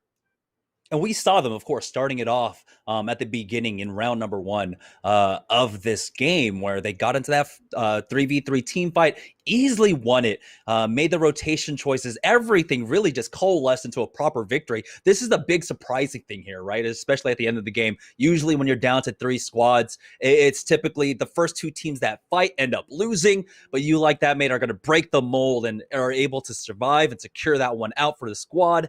So even though BFF were able to get a knock, I think they might have actually gotten 2 knocks before the end of this fight, they still end up finishing it off. Yeah, Rakanishi goes down, and it's all up to Matt Pickett himself, who clutches this one out. And it looks like the Mastiff is the better shotgun between the Mastiff and the triple take. Yeah, the triple take wins there in that instance. That was hilarious that we had both points of views right there, and everybody was jockeying for this position. You could see how hard that zone actually ends up pulling. 32 points for You Like That, Mate. Solafide 16 right behind them. BFF, our team that is in third in the overall standings there, keeping it consistent with the 3rd place. But as we're talking about Zeratricky in 1st place, that's not enough for You Like That, Mate, to take over the overall standings. But for setting up for success for going forward, it looks like this is definitely them trying to keep this lead going forward. It's definitely getting closer, but Team Zeratricky is just keeping with that stat, averaging somewhere between 9 and 10 points per game as they pick up 9 in that one right there. But again, we have to talk about it. It's a 20 bomb coming out from You Like That, Mate. And so that means there's a lot less kills on the board for everyone else. And so that's a massive game for them. And that puts them very close in a tight race for 1st place. But at this point, you got to imagine if you're You Like That, Mate, if your Team Zeratricky, you feel very comfortable. The top 2 teams are in the lead with a very comfortable margin. Yeah, and I think that if you're one of these other teams that are sitting in that top area, you kind of want one of these teams to win, right? So the fact that you see Like That, Mate, coming out here strong, if you're sitting in that like Solafide position, or you're a team like Frog and you're sitting in 4th place, you want one of these teams to win, so they're not taking one of these spots based on the points. If another team comes up and makes it outside of the top 5 right now, and I don't think anybody did from what I'm looking at, no, that's not the case. So, these teams are sitting safe right now, but if a team like, say, Flying Drone or Minions start to pop off, which is completely popular, or possible free smoke, they could really play an upset here, and that's what we want to see. Is we want to see some drama, but all the teams that have consistently been here staying consistent. Yeah. And so again, we have to talk about teams like, yeah, Zeratricky, you like that mate, but as well as Solafide. Great moves coming out from Solafide. They didn't ultimately get to the final of what they were in top 3, but this is a squad, 2/3 of the members had basically qualified in week number 1, but because of roster shuffles and other stuff, and I don't know exactly how the rules work, the admins deal with that. They gave up their spot to Aim Assist, who, by the way, Aim Assist definitely earned it as well. They had an amazing week number 1, but Solafide are basically re-qualifying at this point. Currently, Solafide are in the top 5 with 93 points, but there's a pretty big pack right there. You got Frog, Solafide, Aim Assist is not OP, and so yeah. You still have to keep, of course, the gas going right now. But it looks like the gas is going on the dropship as we are heading into game number 2. And we are on board with You Like That, Mate, after a monstrous game number 1. 32 points already after game 1. And we're going to get to see exactly how they start off this early game. It's going to be a Lava City drop like always for them. That's why we see them fairly often, of course, having that rotation path up north, taking that beacon building to the north in the Geyser connector. And I don't know if they often get contested here over at Lava. Again, another great spot to land with high loot density. Typically get great armors, and a couple seconds in, you see a purple bolt, a blue armor, and a purple shield as well. But it looks like no ratting here. His teammates are alive, and it's Ronnie on the hunt. Aim assist, not OP. Team sitting in 6th place. They need these points desperately. Let's see if they can get them in the back of tree. Nice shots there with the scout. Scout without a scope. One of the more tough guns to shoot with Jamerson. Really clean shots there. Looks like Ronnie's in there trying to bait and switch. You have Bambino there too. Devotion shots hitting pretty nicely too. Great angles being taken. That Wraith Q coming in. Looks like Bambino and Ronnie have the pinch. Ronnie had to Q too though, so both Wraiths coming in with the entry damage. And we have no heals on Dracos at this point, and they've backed themselves into a corner where they don't have any more cover. They don't have the Gibraltar bubble to work with right now. There's a scan coming out, but it looks like no one's going to push them quite yet. No, there it is. Scissors goes for the peak. He does decent damage now, and Dracos will fall. And Aim Assist, not OP, not starting off well here. Scissors is pushing up to get that thirst. But we did see a lot of fights take place here in the southern side. We'll see if Krabby Patty try to maybe camp this body and make sure no one picks them up. But it looks like Aim Assist, not OP, will get finished off as Yubin was able to come in from the high ground and finish them all off. And so that's going to be the first team down. And we're seeing Krabby Patty's formula right now. They are really opening it up.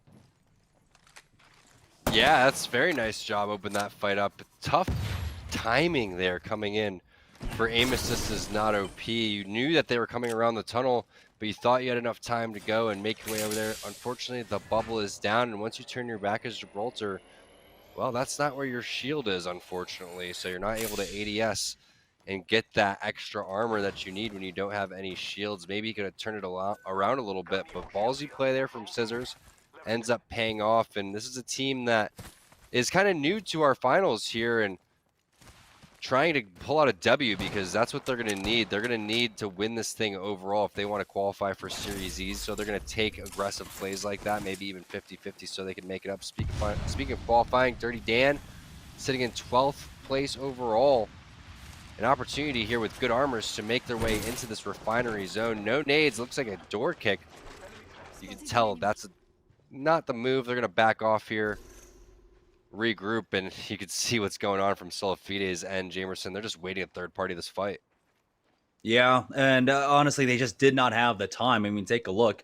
It's about 10 seconds before the zone starts closing, and we all know that most people start their rotation around 1 minute 30, 2 minutes at the fastest, and so you can't imagine you have a clean fight at this point. You have to back away, and so there are a lot of positions for them to try and get back to. It looks like Dirty Dan tried to get back, but 165 Strictly will be able to get that knock onto Money. Mollis, you have to pick your battles more wisely here. That's the story of Apex right there, right? You see it from one team's point of view, and it looks so, awesome. It's so cool that you're going to go infiltrate this building and get some kill points. Meanwhile, you have another team that's just staring at you making you look like complete noobs as they pick and choose when they want to go and take you apart. One knock already happening for Dirty Dan. That's going to be Mollis gets taken down by 165. Protectful there with the Phoenix kit. That's going to take a long time to hit. Strictly already hitting one for himself, but they have this building and they're completely safe. So hopefully Dirty Dan can get into the toilet, set up some fences, and Ack can get a res off. That would be huge for these guys. I like this play from Protectful, punching him over towards the generator. Ack putting the generator down so no nades come in, but most importantly, he's going to be able to get his fences up faster so they can start locking this down. And with the triple take and Volt, you might as well just, wait and figure out what the next play is going to be here. You're already in the next zone. You're going to be okay. Reset, get some loot, maybe get onto the roof of Refinery and make your play after that. Yeah, that's right. They were out of the frying pan and into the toilet bowl there. But Money Mollis will be able to, of course, full heal that back up. He's got the natural, the natty heals as well coming out from the generator. And with this triple take, they've got the snipers in hand. They've got the Evo shields. They could definitely try to work to get that fully evolved if they want to. They're super close. As we're now on board with TSS, who have surprisingly made it out of the early game. I'd like to know what kind of adjustments they made there in particular, because a lot of times we see them taking the early game fights. Very rarely do we get to really see them in the late game or even in the mid game, just because of how often they take these fights. But take a look at the ring pull. It's a very, very hard pull to the south. Oh, excuse me, to the northwest there. But it looks like TSS, they should be happy with this position. It's one that once you set up with Watson can be a little bit difficult for enemy teams to push. Yeah, his Watson has to be one of the most aggressive players I've ever played against or seen in general. Every single time he's down, he still challenges. Just goes to show the confidence in his shot, but maybe a little bit too aggressive, just too confident at times. Still looking forward to see when he completely puts it all together, what his team's going to be able to do. But yeah, not often do you not see slowing down at all, right? They're just not already looking often for you more don't fights. see They don't a care. Wraith. You don't often see a Wraith behind the Watson. As his Watson was just like, fights over here, guys. Fights over here, guys. And they got the kill. That's so exactly that's going to be right. Triddle going down. It's weird because he plays like he's a Wraith, but his name is Watson, so I wonder if he just always sticks with that character or if he just really likes the character. Maybe people don't expect it coming from a Watson, but here goes Loose Moose coming over here and getting the finish. We saw these guys get taken out early in last game. A very talented team. 6 formerly teaming with Bowser and Nicewig. We know what he was able to do. Interesting to see him giving up the Wraith and going on over to Gibraltar, giving that one over to Vayne. Bubsy rocking out on the Bloodhound. They're going against a team that has some really solid armor, so they're going to have to be careful. Flying Drone getting aggressive. Nice third-party shots coming in there with 6-2. This guy is absolutely insane with his aiming and his tracking. Meanwhile, SOB with a fight happening on over towards this Harvester side. We were talking about how fast-paced game 1 was, Jameson. Game 2 seeming to be around the same. A lot of fights happening already before this first round closing. Yeah, we've got about 3 fights going on right now. As you like that, mate, it looks like they were able to actually pinch Loose Moose, who they themselves were able to keep, I think it was TSS pinched off there, but now it's going to be SOB to finish off their fight, and so we are down to 17 squads with 47 players remaining, and that is a Harvester fight. It's got to be rather safe for them, as you like that, mate, with control over No Name right now, but we know that the ring should be continuing to pull up to the northwest. You like that, mate, on the rotation, do get scanned out. They're giving No Name a decent wide breath. I like how Crummy is playing this. Matt Pickett's got the roof, and so now Crummy is just trying to find angles for the other squads right now, as there's an opening for them, but it's so difficult because they know the caliber of teams that's around them.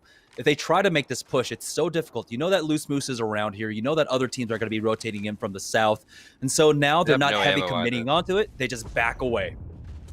They have no ammo, too. If you looked at, I believe it was Crummy's ammo, he only had about 20, 25 shots left in his R301. Same thing happening here for Rakanishu. These guys are complete shambles. They're going to have to try to rack up some sort of loot that somebody left inside of one of these buildings on the fragment side.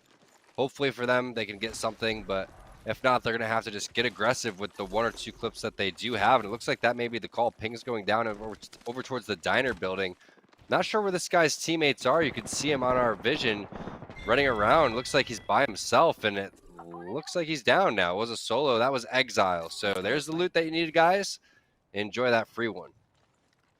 Yeah, he did have plenty of heavy ammo, but the light ammo was very low across the board for that squad. It looked like they were just never able to recover the loot off of TSS, who ended up getting cleaned up when they were sandwiched in. On the north side of the map right now, though, we're on board with Dudes Night Out, who have a squad pinned down, it looks like. But as we go back on over to the other side of the map, it's Flying Drone who have backed away, as we can see that ring continuing to pull to the northeast. And so we have the pings going out, and it's that rock spot. A lot of teams are expecting it. That's a circle that we do see fairly often when the ring starts behaving this way.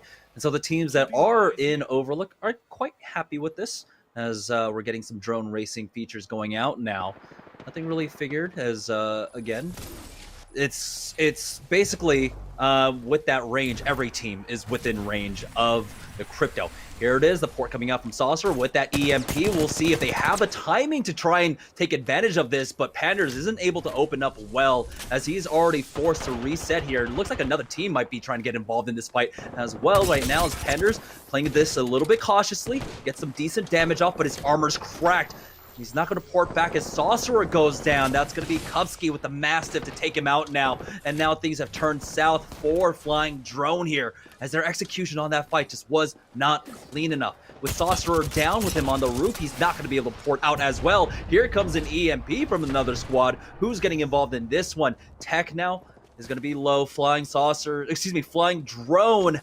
They've already lost 2. That was SZN coming in now, and it's all up to Pandas to try and stay alive for as long as possible, but he's not even going to make it into the top 15. Flying Drone go down off the back of an uncoordinated team fight. Just what happens when you try to hit that crypto EMP and you don't account for the other teams in the area. It looked like a possible opening. You go in there, the other team played it to perfection. They also held their buildings. Speaking of buildings, you have Zeratricky going up against SOB inside. Looks like SOB gonna win that one. Nice job. Even keeps the majority of their shields. So many death boxes on top of one another right there. Not even a priority building. Curious why these teams are fighting in such an unorthodox spot. This building really just causes a lot of death. A lot of teams like to charge this one. Tends to be one of those buildings where you just try to avoid, in my opinion. I wouldn't even be in that spot right now. You can tell all the action should be on this refinery overlook side. That's where the zone's going to be pulling. So Epicenter are going to have quite some time to get into that one. That's going to be fairly far. Yeah, did we make it? Really pulling out, what was it, like OT3 strats. Now, we talked about, of course, the Caustic, but yeah, it's the Caustic Gibraltar Wraith. Something that we don't see as often, and we haven't seen in a really, really long time. But this is another squad that I've been more and more impressed by every time I see them. The fights that they're able to take, it looks so good. But right now, they're in a little bit of a tight spot. The port was already used, but they should be able to walk into the next zone, as they are on the slower side of the circle. We'll see exactly how they approach this one. Maybe they've got some ultimate excels to use as well. On board with Free Smoke, who are continuing their fight here on the southeast side of the map. SZN, it's going to be Kenzie setting it up for the EMP. He's going to pop that one down as they back away. They've got the Watson generator to help them natty heal that up, but instead they just pop the bats and pop the heals and go in and try to turn around on them, but looks like they're happy with just thwarting this attack for now. Things might slow down, but here comes a scan out as Bane is going to drop in, and they have to be careful. Multiple teams are involved in this. As you can see now, Loose Moose tries to back away, but no, they're getting hunted down. And it looks like Loose Moose just getting punished here. Free Smoke back away off that fight. They didn't pick up all the kills that they wanted, but of course they don't want to overextend. It's all up to 6 here on that Gibraltar. Try and hold it down with that bubble fight. It's not going to be enough for him, as just too many teams coalesced onto them right now, and they do get punished off of that. On a board with Solo Fide, it looks like they have a really good firm grasp of that north side, rock side hold. As SOB still in this fight, it's going to be Matt Pickett's team getting involved as well. So many teams just kind of funneling in here onto the south side, Tom. Yeah, you can see Klein has a couple of shots that he didn't like and immediately gets out of there.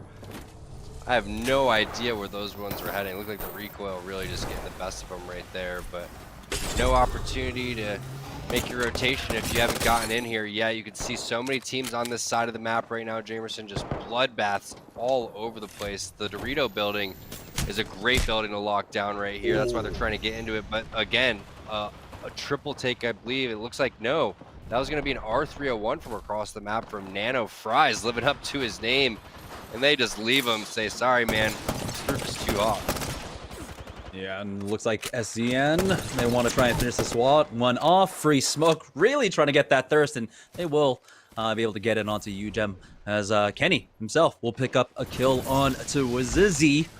As we go back up north, you like that, mate? They've lost Crummy in this fight, and so now they are down to 2. It doesn't look like there's any respawn beacons as well for them to try and utilize, as they'll take way too much damage. They don't have a Wraith port, and so it's just not a possibility to try and get Crummy into this. But never count out a duo. There is still a chance for them to fight back, especially right now. We know that a large majority of the teams are to the south, and so this is largely an isolated fight for them, as they are taking some damage. Rakanishu, he's going to be able to pop that cell, and they're doing enough damage to try and keep them pinned, and the aggression isn't coming as quickly as possible. There's about 7 more seconds left on that bubble for Rakanishu to try and use, but they don't really have the guns for it as well. They don't have the shotguns. They don't have the massive Picket. Oh, he got the big knocks, and now they're trying to. Rakanishu is backing him up. It's a 1v2 right now, but he's not able to get the damage, and he will fall as they try to take advantage of that knock onto Protectful, but it just wasn't enough, and so they will go down in the top 10. So that's going to put a slow to them for now. Back on board with Solofide as they have lost Pride. It looks like they may be able to recover his banner. Yep, they've got, of course, the crypto, and there is a respawn beacon for them to use within range as well. So we'll see. They go instantly for that, but they try to buy some time. Oh, they got to go for it now. There's 15 seconds left on the clock. Yeah, there's another fight happening towards this building. This team really needs this big time, sitting in 7th place. It's going to be Kenny SCN going down. Not what you want to see. If you're Lion, you know that these guys have an opportunity to make a rotation over here. One big game could be all they need to get into that 6th or 5th spot that Aim Assist is not OP and Solofide are in. Meanwhile, this team right here, SOB, is definitely dominating the lobby. Onmu specifically is the kill leader. 6 frags already, 7 people watching him in the top right. Going to toss out that defensive bombardment. That's going to cover his back. 22 seconds to the dome, so they have to just bob and weave until then. Looks like they're going to opt to play the 2 crates. 1 grenade would just completely dominate them, so we'll see what happens. They don't have any type of defense here until that dome comes up. So I really like this play just to hit cells, bob and weave. And this is how you have a presence, Jamerson, when you have nothing to do. You can't just turtle in that instance. You can't add no pressure. You just have to lay down shots and fend for your life. Get other people scared and stop looking where you're at. That's what they do. Buy themselves some time. And now they're going to move to the next spot. Yeah, Solofide are trying to buy some time, but SOB are pushing forward off this. They know there's a knock, and now it looks like Pride will get finished off. Muffins had that drone out, but the EMP is just way too late, and Solofide will go down in the top 6, but here comes the other third party. SOB trying to take advantage of this, but Omu, he gets blitzed. He'll go down as Dirty Dan are trying their best, but right now SOB are able to hold it down, and they will be able to clean up Dirty Dan, but they lost Onmu in the process, and they might lose one more. This is the third party train, as now Godsent are getting in on the party. They'll be able to finish them off, and now we're down to the top 3 here, as we see that ring once again pulling to the northwest. Godsent might not be in the ring, but there's still plenty of time for them. There's plenty of room for them to work with. We'll see. It's 165. They've got the EMP. They've got the caustic gas to work with. This is the spot we see so many teams hold top of this rock, and it's looking good for them. Meanwhile, Nano, he's absolute shambles right now, doing his best E-Boy Ronnie impression, but Amaze, it's all up to him and his caustic barrels. Meanwhile, you have nades on the EMP. This could be their game. They need these points. They need to hold this down with this perfect positioning that they have. We know that it's 1 rat, nice 72 open damage right there. That's going to give them information on where the rest of these players are. Love the grenades coming out too. This could be their moment, Jamerson. Yeah, they're getting pressured by the zone right now, and so because of the nades to the left, they have to hook on over to the right. They are here on the low ground. Watson generator does go Caustic down gas for them as well, but this is the caustic gas. Will they be able to get it down safely? Remember, the generator is down there right now. Strictly also has the portal, but they're playing this cautiously. They know there's a third team involved, but they don't have the Bloodhound scan, so it's not the safe for them. But here comes the EMP. Do they execute off of this, or do they still hold the high ground? Here's the Nice caustic play. gas, and it connects onto them. Does so much damage to split them off, and that's going to be 2 already going down. 165. Now just need to clean up the last ret as he shows his face. He knows he made it to top 2, and he is happy with that. It will be 165. Stealing this one away with excellent positioning. And of course, a farewell wave to the last Wraith in the lobby. 165 will be your winners of game number 2. Yeah, what a play there from 165. Phenomenal teamwork. You see the perfect EMP coming across.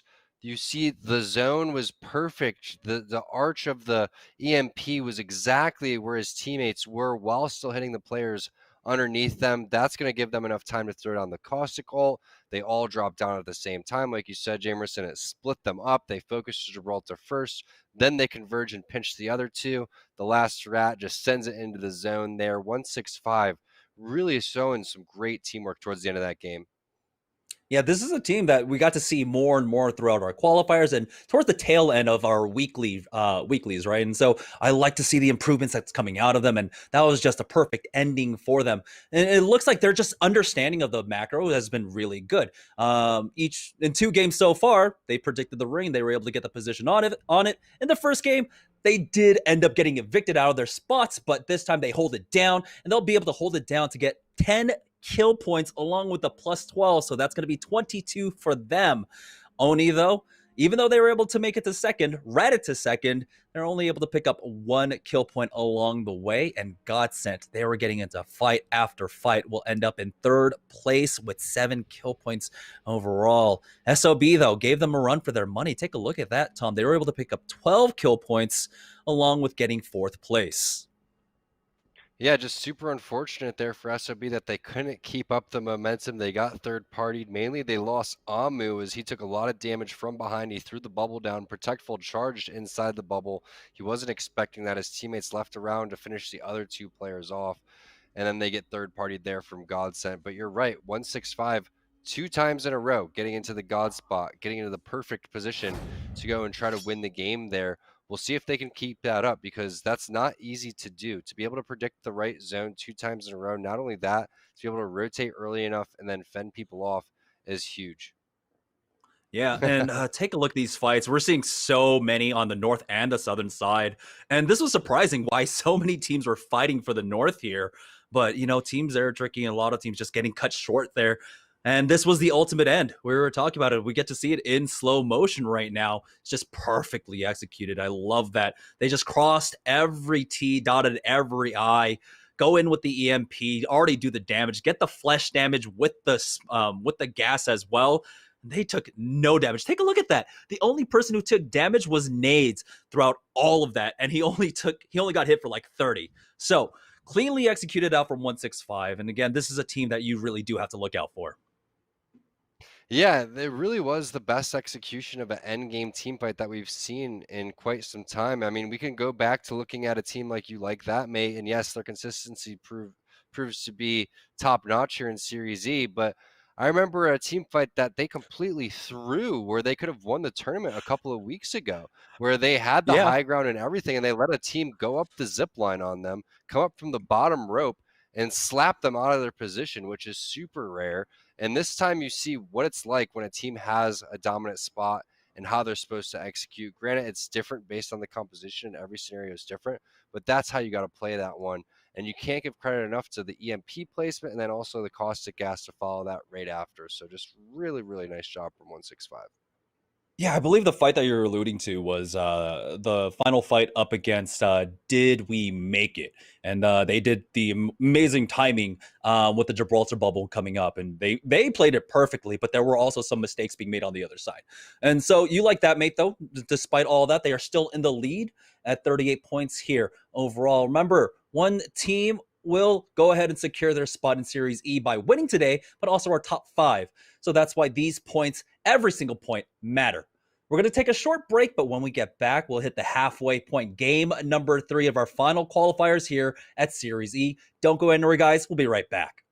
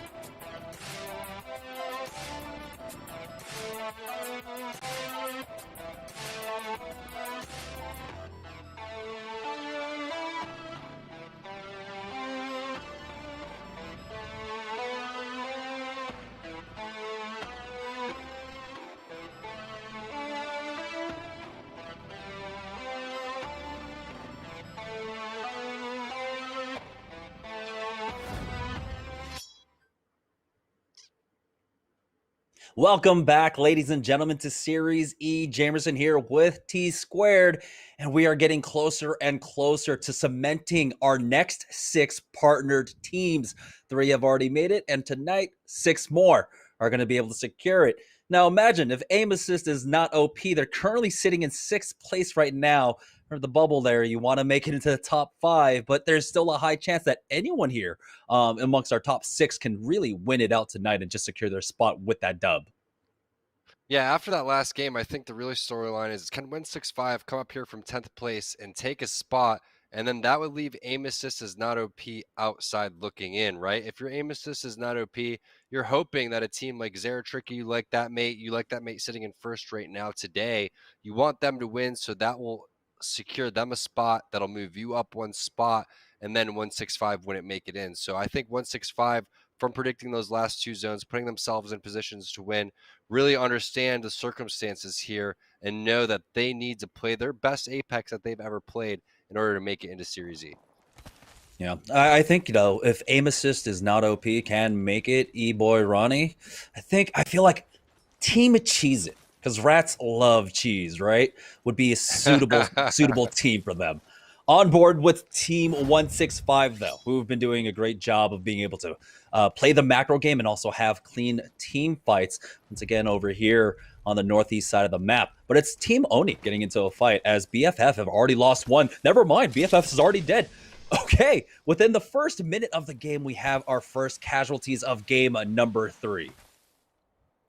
That was a fast one. You can see 165 get some great intel on where this next zone is going to be, but they also realize that they have a great loot path, and they're going to take advantage of that because they don't have solid armors yet. They probably don't have the great loadout that they're looking for to hold this spot until the end game. So they're going to share knowledge with one another based on pings and what they know the preferences are for guns and attachments, and then they're going to make their way to what they feel like is going to be an end zone spot because of the fact that they have that caustic. So you can see the thought process behind this team. Caustic kind of proving to be sort of a Watson in terms of holding buildings, also just giving AoE defense, and a great purple mag there, light mag, if anyone can find a gun for it. So decent loot, but no armors for Strictly, just that gray. And 165, we know what they need to do. They need to have more big games. They also need to hope that You Like That Mate slows down, which is tough because we know that they're a very aggressive team and have over 100 points total in Series E.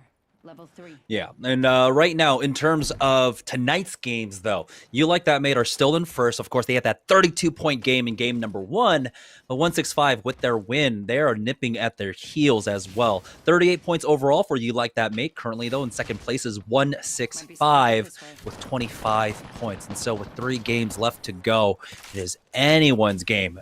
Team SOB, though, we've been seeing them getting into a lot of fights across 2 games so far. And they're starting it all off once again over here by Tree. Onmu takes some decent damage and instantly backs off as the scan comes out. They've got to be careful. They have to retreat together here. Scurry kind of in the middle of nowhere right now as Onmu tries with that G7 scout. He's going to open that door for him as the Q comes out, and they have the thermite ready as well. So they've got to set up decent defense here as Onmu is getting blitzed down. Does have to back away with that bubble. Is even going to be able to pop a heal. Scurry on the outside, though. He's separated from his team. They have to be careful in how they approach this right now, as it's going to be Team Krabby Patty making this push. currently. The scans are out from both sides, and so now it's going to be about who gets the entry, who gets that first frag, and really snowball off of it. SOB, they've been able to reconnect, and now they're in the building together. And they're going to go for a peek onto the roof at the same time here. Both teams just really calculating each other's moves right now, and it's a game of positioning more than anything else right now. This is what we expect at the high levels. This is what we're expecting out of our partner teams right now. Good focus fire coming out. Scurry and Onmu are able to focus Moosin down, take him out, and now it looks like the dominoes are falling as they're trying to push up. Moosin's down, Eubin's down. It's all up to Scissors here. Team SOB looking to clean this one up as Scissors is forced to use that Q. He's inside now, but he's just trapped in a 3v1 as he tries to get some decent damage off. Two players try to push through in, and they will be able to finish him off. SOB take him out, and now we're down to 18 squads. SOB really putting on a teamwork clinic there, Jamerson, on how to not make a mistake in a team fight, right? Yeah, you could go and make an aggressive play and really try to impose your will in terms of having individual skill and try to outshoot someone, but they never really made a huge risk, right? Everything was calculated around the bubble. Everything was calculated around the scans. They go, trick the other team, push inside the building, come back up onto the roof from the other side, and the Gibraltar gets a little bit too antsy there as Vayne gonna drop Oso rated R, and 165 holding the top of Epicenter. So this is the team to watch out for. Tons of caustic barrels all over the place. Curious where this next one's gonna pull. I think they're gonna try to scan another beacon here, get more information as this next clone zone ends in 1 minute and 30 seconds, and then they're gonna make their play. But one thing's for sure, they're in a super safe spot, especially with those caustic barrels. Yeah, it's going to be nearly impossible. They might not have the Watson traps, but just the simple presence of having the caustic up there is going to dissuade a lot of people. As we can see, the next ring, again, a very, very heavy pull. We're seeing the rings really hug the edges so far. Speaking of being on the edges, though, it's Godsent here up on northern side in the middle of a fight. Freestyle is going to throw down that scan, but right now as they're trying to play it around the edge, around the rocks, Kupski's going to be forced to use that Q. They don't have a bubble. They don't have a Gibraltar to try and go for a free reset here. Rambo tried to go for a full heal, but the pressure is unrelenting right now. They do get one knock onto Hakulo. That's going to be a 1-for-1 exchange. We'll see if they can find more here, but it looks like Team Zero Tricky looking to clean this up, and they will. Godsent go down, and Zero Tricky picking up some massive points. And remember, this is the overall points leader across 4 weeks of qualifiers. Fighting out in no man's land here. Two teams rocking the Gibraltar, one with the Bloodhound as well, and Zero Tricky with much superior armor just dominating in that team fight. There's really nothing you could do in that instance if you're the other team, and going against, like you said, the #1 seeded team here in Series E. A number of times we thought that they were going to win this thing, but still all of their points have tallied up, and it gave them kind of a comfortable, fun day, I would say, for these guys. Really kind of just celebrate all of their hard work over the last couple of weeks so they can kind of just get away with whatever they want, maybe test some new strategies or try something they haven't tried before. But now still looking at more fighting in this same area. It's going to be, did we make it another top team here? Trying to just make their way in towards Epicenter. We saw where that zone's going to pull. Teams gatekeeping already fairly early. 16 squads left. Not many spots to hold in that Epicenter area, so if you're not in there, in towards the middle, you better get there soon. Maybe a Wraith Portal or something along those lines. But one team needs to hold below where 165 is. And once we see that, we know Epicenter is going to be very tough to get towards, because you can't really hold anything besides hills on the outskirts there and maybe a couple of different bins. But any fight in that Epicenter area gets third-partied immediately. Yeah, and we're seeing what could have been a big fight, but this is what season and experience does for a squad. A huge crack onto Stooney before we saw the triple take. I think it was a headshot coming out, hit him for like a 120, 130, but they didn't immediately push off of it because they knew that he could back away to his team. It's even harder to push these tunnels now, but this is an opportunity. Zero Tricky might be able to get in on this, as we have the Mighty Gods right now, a team that I'm not familiar with, that are pushing into this squad, into this zone as well. And so there's a sandwich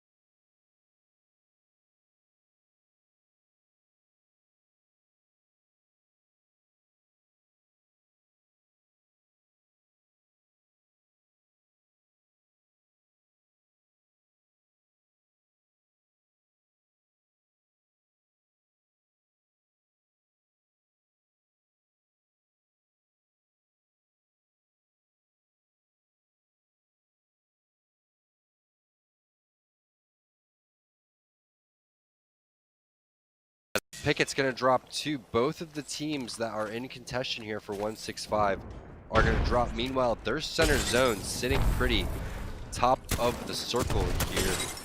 And you can see Zeratricky and Hakulo, Mercy in a nice little fight over here. Looks like they're going to be able to have some great damage on the SOB. 1 player alive. It's going to be Scurry who gets 2 knocks. Is he going to be able to pull this one off? Little 1v1 right here. He still gets the armor swap. 3 versus 1 SOB. Pulling that one off. It's going to be your boy Scurry, but immediate third party coming in. It's going to be Did We Make It coming in with Caustic Girls. That Gibraltar ult not going to hit because of the fact that there's so many icicles in the area. Looks like they're trying to chase that final kill, but I believe Scurry is going to scurry on out of there with his life after taking those 3 kills. Big plays there from SOB, but Loose Moose rocking the spot up here on top of the hill. Great fences here. Not sure exactly where this one's going to end. When I look at this, I feel like it's going to end more towards the refinery side. I think it's going to pull outside of Epicenter and start going more towards the front of refinery, which means that if you're holding this hill, you're going to be in a great spot. I feel like it's going to pull right behind where Vayne is sitting and down a little bit. That's where it most likely is going to go. If you're Mighty Gods, it's not a bad rotation for you either because it's going to start coming over towards your side. So you're most likely going to have to play inside of Refinery's building up towards the doors. Oh, TSS. This is one of the teams we're looking at in terms of team fighting as well. Able to take a clean 3-0 there up against Dudes Night Out. But here's the third party once again from Did We Make It as they push forward.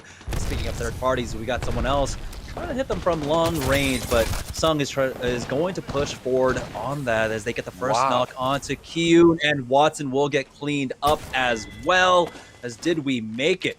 They're the kings of the third party right now here in Epicenter. They'll be able to pick up a lot of loot. They've got 2 gold armors, and that's on the big boys, the reinforced boys as well. So you got to imagine their economy looks strong. They have a very good team fight for the end game. They have plenty of time to work with as well to figure out how they want to rotate this one out. As like you said, Tom, the ring will pull away from Epicenter and go towards the northeast side. Not quite over at Refinery, but pretty damn close. And they're pinging this Kraber. I wonder if anyone's going to go and grab that one. And like I said, just a small sliver of that refinery building is open towards the door. If I'm Minions or any team inside right now, that's the spot that I'm fighting for. I want to try to get in there and lock down that door, because if you lock down that door, everything is going to happen in the outside area where nobody has any cover. So the team that's where that ping is over towards, that's the #1 God spot, but now you can see the thought process. Everybody inside the building realizes they need to fight for this building so one team could take that little corner in 30 seconds. Mighty Gods going down, though, as the Minions of all teams will be able to clean that up, and there it is, finishing them off completely. Casellos will be able to take that, and this is a great spot. Like you said, they're able to really evict any other team here. They're continuing to go. One more team will go down. Oh boy, that's Busby and Six and Co. Loose Moose going it down. And so this building basically completely free now for the Minions. They've cleared out the bottom, they've cleared out mid. The roof is really the only spot that they haven't, but they are the team that are holding inside. They've got the Watson as well with the traps to work with, so it's going to be very difficult for any team to try and push them now. Casellos, he's got that ultimate excel, will be able to drop it down. And what a great controlled play coming out from then here. Vayne, though, is still alive for Loose Moose. They've got a number of kills. Placements will be huge for them. This zone pulls right towards where Vayne is, I believe. I think it ends literally where he's standing. So unless anyone goes and checks underneath there, he could be in a good spot to really throw off the rest of these teams, because they're not going to expect to see so many players alive. 165 is going to get some damage down, but I think they're going to drop here. Stuni, Clarify, and the Did We Make It squad coming through here with the rest of the help. So a big turn of events for 165. They knew where the zone was, tried to make it, and Did We Make It with another team gatekeeping. Yeah, and it will go ahead and continue to pull basically over to the multi-level where the big canisters are. But Did We Make It? They do have plays, right? They're going to have a portal. They're going to have defensive bombardment. Don't know if they have the Caustic ultimate to work with. He's popping an ultimate Excel right now for this, with plenty of time to work with this team fight. I like how they're approaching this, going on from the left side flank here. They're going to move towards the slow side of the circle. It's going to be difficult, of course, with that high ground position. As soon as he takes some damage, it's Solofide up here controlling the high ground. But the longer this fight goes on, it really does punish both teams. And it looks like Did We Make It are going to commit to this now. There's no other play but to commit to it as the defensive bombardment comes down. GS Bird takes a lot of damage. His armor's cracked. He's dropped down to 50 HP. He does have gold, so he'll be able to pop the cells for now. But this high ground, they're still not getting pushed off yet. Muffins is a little bit low, but Clarify is going to cover for him. And now it's going to be the hard push up towards the high ground here. And in 3 more seconds, the zone will start closing, and Clarify continues to put down the damage. They're just going to go ahead and abort out of this push, and that is the right call. That saves both teams now, as Solofide are on the move as well. I like this play from Solofide. They're into the last second and now rotating with the zone. Yes, you're not going to get a lot of information in front of you, but most importantly, you're doing exactly this, is closing your back off to what's behind you, and then focusing the players in front of you that are rotating in. Great heads-up play from Solofide, results in a lot of easy kills on the rotation. Textbook plays here from them, but Clarify going to get picked off across the map with a hemlock of all things. There's still 4 squads remaining here at this point, as one last player gets cleaned up. That's going to be hundreds to go down. It looks like he was just a rat for himself. But with 3 squads left, no team really wants to take the initiative and take a push quite yet. And so now it's all about resetting for this final fight. And this is going to be a difficult push. As you can see, Free Smoke, they have control of the ring right now. We'll see if they set up to try and gatekeep up against Solofide. Yeah, let's get the observers to find where this last team is, because we know that it's Solofide, but we know it's Free Smoke. Who's the last player alive, or is it a full team? It's going to be 2 players from Medieval Oni just holding on top, which means that they do have a good spot if they're able to hold Solofide off. They're going to have to go over towards these other yellow containers, and the reason that they're able to get up top here obviously is because they're one of the only teams playing Pathfinders. So really useful in this zone, getting this high ground area. You can see the thought processes to set up another zip line. The question is go to probably the one that you can put it on. And no cells, and maybe not even giving his boy Ace a syringe, which is a little bit cheap. Maybe he should give it to his boy so he can heal. Yeah. And, you know, without any other Pathfinders, it's going to be very difficult. We're seeing Pride, try to make the climb up. You do have to finesse it just a little bit. They do have time. Clarify, though, has been pushing in so much damage now, but Solofide get a free rotation in. And there they are at the low ground. Muffins, he's on that drone. He's going to be able to suss out decent information for him right now, but it's the right-hand side. 3 pushing up. Clarify peeks on over, but he did enough damage to try and dissuade them. Go ahead and drop down some fences in case someone tries to drop down. But take a look at where the ring pulls. It goes towards the platform. And so this is going to be a difficult task for Solofide, as on the other side, they're already in position to hold the ring, and the high ground cannot be contested unless they can get this climb up. Yeah, if the high ground team plays this smart, they're going to wait for the next zip line to come through. And they shouldn't take damage here. I'm not sure why they're running back and forth for absolutely no reason. They should just be waiting, forcing these other teams to go and push into one another. And now they're just peeking and giving up their position. There's literally no reason for these guys to peek or do anything besides sit there, hope that Solofide looks at the other team and gets distracted by them. And now the other team hears shots, so they poke out for a second. This is what the other team needs up top. Again, there's no reason to make a move. Lay down a last-minute zip line, and then just toggle on top of that zip line back and forth, waiting for these 2 teams to fight down low. Even though you have 2 players, you have a great opportunity to win this game. Yeah, if they can wait it out, see if there's a trade, they can just drop down like Batman and just finish off the fight right now. We still have 40 seconds before everything comes to a head. And again, it's the pressure on Solofide. How do they approach this right now? There's an opportunity for them to try and push through the left-hand side. As right now, the right is just completely controlled. But again, yeah, we do have the EMP, and even though the drone's not quite out, the damage markers will give you information, and so you don't have to get visual confirmation with the drone. You can just hit that EMP, and it comes out as they get tagged from the other side. And so we'll see what Muffins can do. He does have Muffins his needs to EMP hit ready. now, Here yep. comes the drone. There's 5 seconds left as the zone is going to start closing now. The port is getting set up as they're tracing that one out, getting ready for it now. We've got the high ground and the low ground. They don't have to push, but they keep leaving themselves with that option here to go if they want to. Here's the zone closing in. The EMP will go ahead and clear all that out. And now it's been a while. There might be a heal up. Oh, Ace9 drops down, takes out Muffins, and it looks like they want to finish them off. We'll see. It looks like Solo Fide were able to stay alive. And again, the portal was already used, so there's no real option for them to try and punish this, but the zone's going to start closing, and we've got a good old-fashioned heal-off. Hit your med kit. What are you doing? Hit your med kit.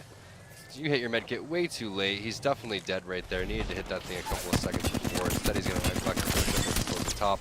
Lay down some damage. Looks like the Wraith is going to queue at the right time. Is he going to be able to out-Wraith Klain? I don't think he is. Klain had the damage. Free Smoke going to get the W. Nice job there. Playing it discipline, holding the right spot.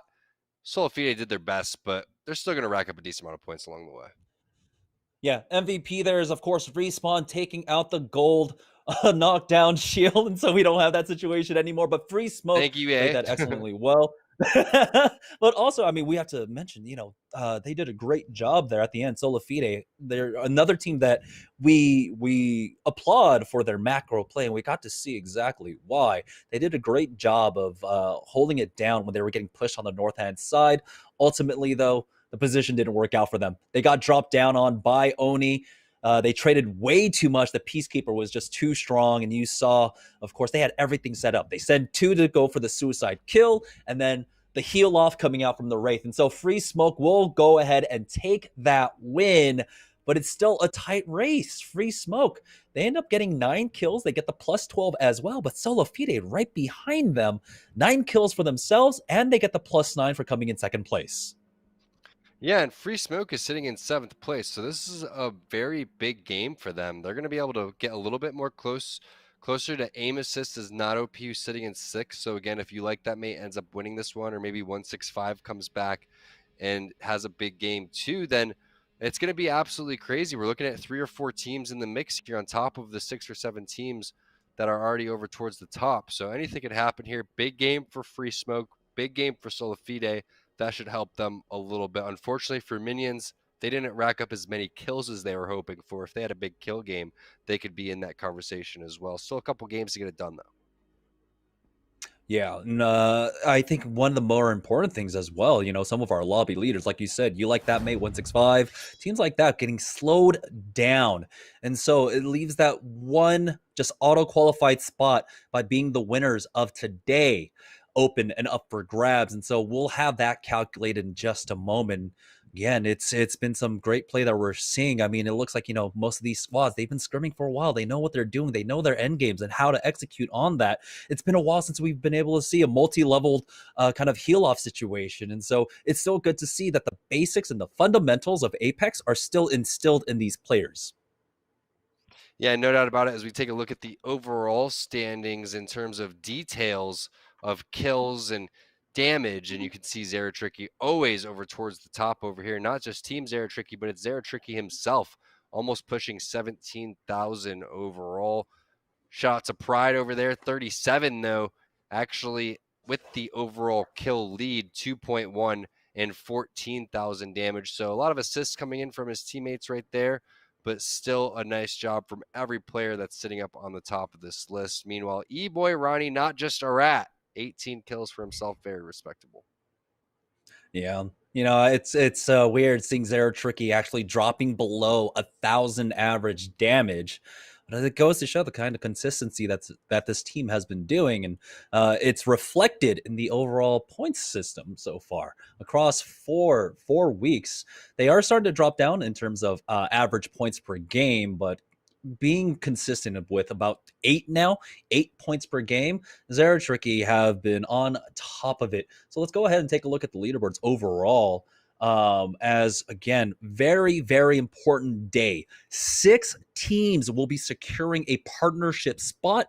Of course, the winner after 5 games gets that one, and then the top 5 overall. And it's you like that, mate. Now their lead cut down to 3 points. Solo Fide in the mix with 39, and Free Smoke right there behind them with 38, and 165 and SOB as well in the conversation. And so don't count anyone out. We still have 2 games left, Tom. Yeah, that's such a big game there for Free Smoke to be able to win that one, because I can't wait to go to the overall standings that we see here. And when we see that, we're going to realize how close this race actually is. Keep moving. You guys keep moving my camera angle. I don't know where to sit anymore. But yeah, so you know, it's going to come down to, here it is right here. Free Smoke and aim assist is not OP, Jamerson, duking it out right next to Frog, who I don't think Frog is in this one. So because Frog, I don't think made it, maybe didn't qualify here, Free Smoke and aim assist is not OP could have the opportunity to take over 5th spot and both potentially make it if you like that mate ends up winning this one. Yeah, so being in that top 6 or top 7, pretty comfortable. But yeah, that top 6 is the most important right now. But again, a lot of teams, we still have 2 games left to go. We've already seen one team pop off with a 32-point game. Imagine if you do that twice, and that's ultimately 64 points. It's going to be very difficult, but again, I think a lot of these teams with their team fighting skill, with the aggression that they can flip on a switch, it is possible. It is definitely possible. Yeah. So do not count anyone out right now. 2 games is a massive amount of time. Yeah, as long as you have around 60 points, you should be feeling good. Right when you're sitting around Dirty Dan or Flying Drones area, you start to get a little bit demoralized, because that game right there was the game we really started to put it together. You need to start to put it together. But now we only have a couple left. You really look at a team like SOB, who had a phenomenal game in the previous game. Can they go from 4th place to a win there with maybe 15 to 20 kills? Totally possible. Minions, we know what Hundreds and his team's capable of. Did we make it? We've mentioned their name so many times, but really, Free Smoke and aim assist is not OP. Need to focus on just getting a couple of points here or there and not get eliminated early, so they don't go into a final game where all the pressure's on them. Yeah, it's relieving that pressure. It's going to be very important. And so game number 4, we'll go ahead and set the pace the rest for this at this point. Time is dwindling down. We're getting ready for game number 4 in just a moment. Again, I want to thank everyone at home that's been tuning in every week so far. It's been 4 weeks of qualifiers, and then we're going to have 12 weeks of the Series E regular season. And that's going to involve, of course, other signed teams. So it's not just like, this isn't just like the semi-pro, because we are going to have pro teams in the regular season as well. And so I can't wait to see a lot of these teams really how they stack up against the pro teams, which we got to see this weekend during the ALGS summer circuit. Yeah, I mean, once you qualify for Series E, I consider you being inside of the Pro League at that point. Yeah, it's not the official, it's sanctioned by EA. It's not the official ALGS, but it is up there right next to it, and it deserves that type of respect. You're going to be coming in here being a part of one of these amazing teams over there that we have at the top. You're going to be Team Intel, Team Cheez-It, Team Rice Krispies, Team Rockstar. It's a dream for these guys. They're going to be so stoked to do it. They're going to be getting salary. They're going to be competing in an actual league. Not only that, it's going to help develop their team chemistry so much. Their Apex skills are going to continue to rise. Now you're really looking at being able to set a foundation for respecting in your name. And that's why all these other top teams that have had orgs for so long are so successful, because they've had that support foundation that has been able to give them that security where they can really focus on the one thing that matters the most, and that's improving their game. Yeah, I mean, I just remember there was a lot of discussion about teams that, or players that kind of hop around from team to team. And, it is very difficult when you don't have that same kind of financial backing to be able to just play with the same squad over and over again. There's a reason why we see so many roster swaps, and it's just because sometimes a player has to look out for himself. You know, he's got to put his family first. He's got to put his livelihood first, and we all understand that. And so, no respect lost for any player who decides that, you know, this isn't the path for them. So I think we're very fortunate right now that we're able to try and support more of the Apex Legends players. It's been a long, almost a year and a half, year and 8 months or so for the Apex Pro scene. A lot of teams have made it, but now we're trying to give more opportunities out now. So is it going to be teams that are tricky?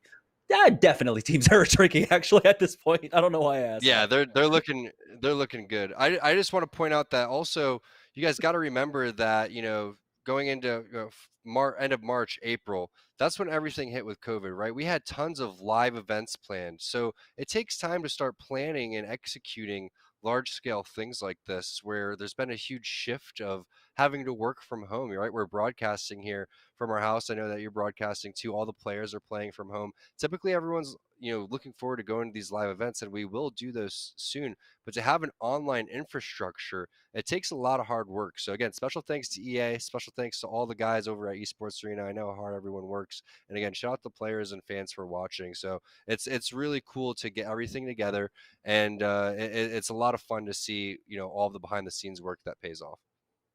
Yeah, I mean, we were supposed to visit Budapest and Paris, and I'm so sad, but I'm also happy that I never renewed my passport because all of this happened. Well, I was going to renew it with expedited whatever, but yeah, there was a lot it's like on the $400. horizon. So yeah, so right now, of course, it's just about trying our best, of course, to support our players. And so I'm glad we're able to do this. Right now, again, talking about some of the teams that we're going to see that are getting closer and closer to securing this partner spot. You know, you like that, mate. Solifide, BFF, Free Smoke, Aim Assist is not OP. You know, of those teams that I just mentioned, you know, 4 of them, we've seen them compete time and again, every ALGS, every summer circuit, every autumn, well, the one autumn circuit, but they have been grinding. And so we're so happy to first be able to support the longtime grinders, but also the newcomers. You know, like Aim Assist is not OP, a team that's been really on the up and up. 165 as well, who are really making a name for themselves. And so we're both able to support the longtime grinders, but also the newcomers to the game. Yeah, just keep in mind as we go into this final game, keep your eyes on these teams in 6th and 7th, all 6th through 11th, right? And also keep your eyes out for Solifide and You Like That, Mate, because they're sitting over towards the top. So these other teams are hoping that one of these teams wins if you're already inside. If not, you're trying to get enough points to retake over where that 5th position is, where Frog is, because Frog didn't make it into the finals. So the goal is 96 points for everyone to beat. They need to hit 97. A couple of teams, about 5 or 6 different teams, can do so. We'll see what happens in these next couple games. All right. Thank you all for waiting at home, but it looks like we are finally ready for game number 4. 2 more left to go tonight, but this could be this really important one here, as teams should be able to secure their spots. We're on board with You Like That, Mate squad. That's evolved a lot. We've seen that. Matt Pickett, you know, he went from being a Mirage main to really changing up his style, really learning how to play the Watson. And it's commendable to see the kind of dedication that he's put into the competitive ladder. Yeah, love watching Pickett play. Always rocking the Prowler, extremely deadly with it too, as they go and continue to land in their spot, which, again, Lava, very good loot. 2 buildings for each person. Always get the beacon too if you want it, but they don't have anyone to hit the scan, no recon legends. Instead, they're going to play that Gibraltar Watson like usual. And we'll see what kind of combinations these guys like to pull out. I think Scout Prowler is a very strong combo. We're seeing a lot of triple takes still being used. Massive always has been dominating, and it's been interesting seeing in the ALGS too, a couple of teams rocking the alternator. What do you think of the alternator, Jamerson? I like it. It's always, of course, kind of just been a mule gun until I got an R99, but we know the R99's out. But the alternator still works as like a good mule for the R301, which has really taken the place of the R99. Overall, the damage, I believe it's received some buffs, right, over the last 4 or 5 months, but I'm never against it. It's not something I want, but I will take. Nice little gold helmet coming out for Crummy. Gets a gold helmet before he even finds an armor, so it's weird, champ, but still has a 2x on the R301, finds the blue armor, has the blue mag as well. Tons of ammo right here on the second floor, so they should be feeling good as they move forward. Zone, not quite sure where this one's going to pull quite yet, but it doesn't look like it's anywhere near Lava City. So they're going to have to make their trek here. Typically want to rotate right around that 130 mark. We're already past that one. But because of the fact that they're playing Gibraltar, they're just going to take their time looting, make sure they get everything they need, an ideal setup, and then they'll make their play. Ooh, TSS. Looks like they might have found a bite here over at Thermal Station. A lot of teams trying to make the move on over, but TSS tries to cut them off.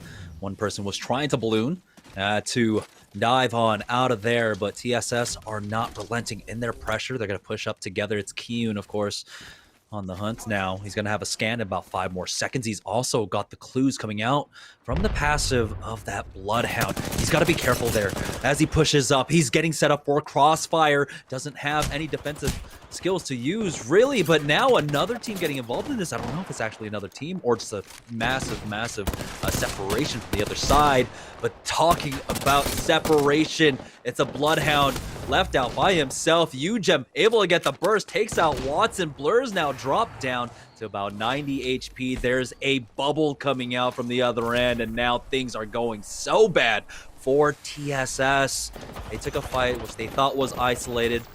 Blurs is going to be able to back away with that Q and get behind some cover for now, but the Crossfire set up. He goes down. Kiyun is going to get out of there with the Beast of the Hunt, but he gets hunted down. TSS are out, so we're already down to 18 squads. What a fight right there, just ending so fast. No room to breathe, no room to heal. You can see another team coming in here. This is such an important time to get in over towards Thermal, because if you can get into this spot, you're securing definitely a top 10, potentially a top 5. Anywhere in this area is good. This platform is fantastic. No Watson, not that big of a deal. Would be better if you had it, but Ugem just ripped these guys apart with the Prowler and sent them back into the death screen. So see pings going on over towards the top. If you can get into the buildings in the back, I feel like that's just as strong, if not better, than where these guys are located. But you're going to have multiple armor swaps. You're going to have a ton of resources. And you should be able to hit these Bloodhound scans frequently enough to see if anyone's going to charge your building. So they should be there for quite some time until they figure out if it's going to end on them or if it's going to end all the way over towards where the buildings are. Yeah, but at this point, much better, of course, to already be in position here. As Team Oni rotating on through sorting, will get a spot at the ring as the zone does close on in. They can spend their time here. They can hover around this area if they so please to continue to pull this beacon. So I can't imagine too many other teams are in the area right now. The zone is still closing. We still have 2 minutes left for that. On board with Team Zero Tricky, though, is they are also on the slow rotate right now. Again, we know that they drop over at Skyhook, and they're making their way on down south, but they're going to go ahead and put full use of the new crafting system. Well, it's not as new anymore, but the crafting system does help out for teams, especially... Yeah, a lot of teams kind of gloss over the crafting system, right? Yeah, especially they don't use it at all. So you get a lot of free crafting mats. Like, the amount of times, like, when I play in regular matches and regular games, like, I just get so many mats. I'll have, like, 200, 300 or something. I don't know. And I'll be able to craft for days. And so, Zero Trick, you're really utilizing that well. I'll be honest, I'm one of the people that just think that it takes too long, really. I'm like, you know, 2, 3 Yeah, it depends on seconds, what's I in the can't wait that rotation, long. right? Yeah. Like, when the EVA 8 was in there? My Prowler, yeah, if it's a purple bag for my Prowler, I'll take it, right? If it's a turbocharger for my Havoc or Devotion, give me it. But a lot of times, I'm on the move trying to make my way. It is very useful, though, especially when you need ammo, too. So I like to see the players utilizing this one. Hakulo busting out the Wingman Mastiff combo, my favorite combo to rock. I feel like this really offers a lot of firepower, a lot of versatility. If you hit your shots, also one of the fastest kill rates for both of these combinations. Looking over in the back of the buildings, you can see Mighty Gods elects to rotate from their spot over towards the houses where it's a little bit more safe for them. And this is where we're saying if it does pull back here, almost a guaranteed top 3. Should be fine. But hostiles are detected, and you do see players charging in the vicinity. It's going to be Loose Moose on the outskirts here. Vayne very far away from his team, while it looks like Busby is checking which way he wants to go and try to peek these guys from. He needs to hit some cells too in the meantime. Action really happening everywhere. Again, very brutal circle, Jamerson. If you're not in there, you're going to be fighting a majority of the way to just get over towards Thermal. Yeah, you like that, mate. They don't have that recon, and so they don't have the ring information. And they're trying to take their best guess, and they thought maybe it was over by ring, or they were just rotating in and getting a fight. But it's Loose Moose taking the fight now. They've already got one thirsted off already. That's Gins going down for the Mighty Gods as Busby has full control of the building now as they push up into Dorito. There's one person cut off. They can go ahead and finish him. And there it is, the flank coming out from Busby, and 6 will finish off UGEM. And so that's a huge team fight win for Loose Moose. That gives them control over this almost entire quadrant to the southwest now, Tom. So happens when you don't have walls and you're trying to set up in those buildings. Go ahead. Oh yeah, big fight, big fight. Oh no, 2 knocks for Dude's Night out. And oh boy, it's going to be an early night as they're sent home by Did We Make It.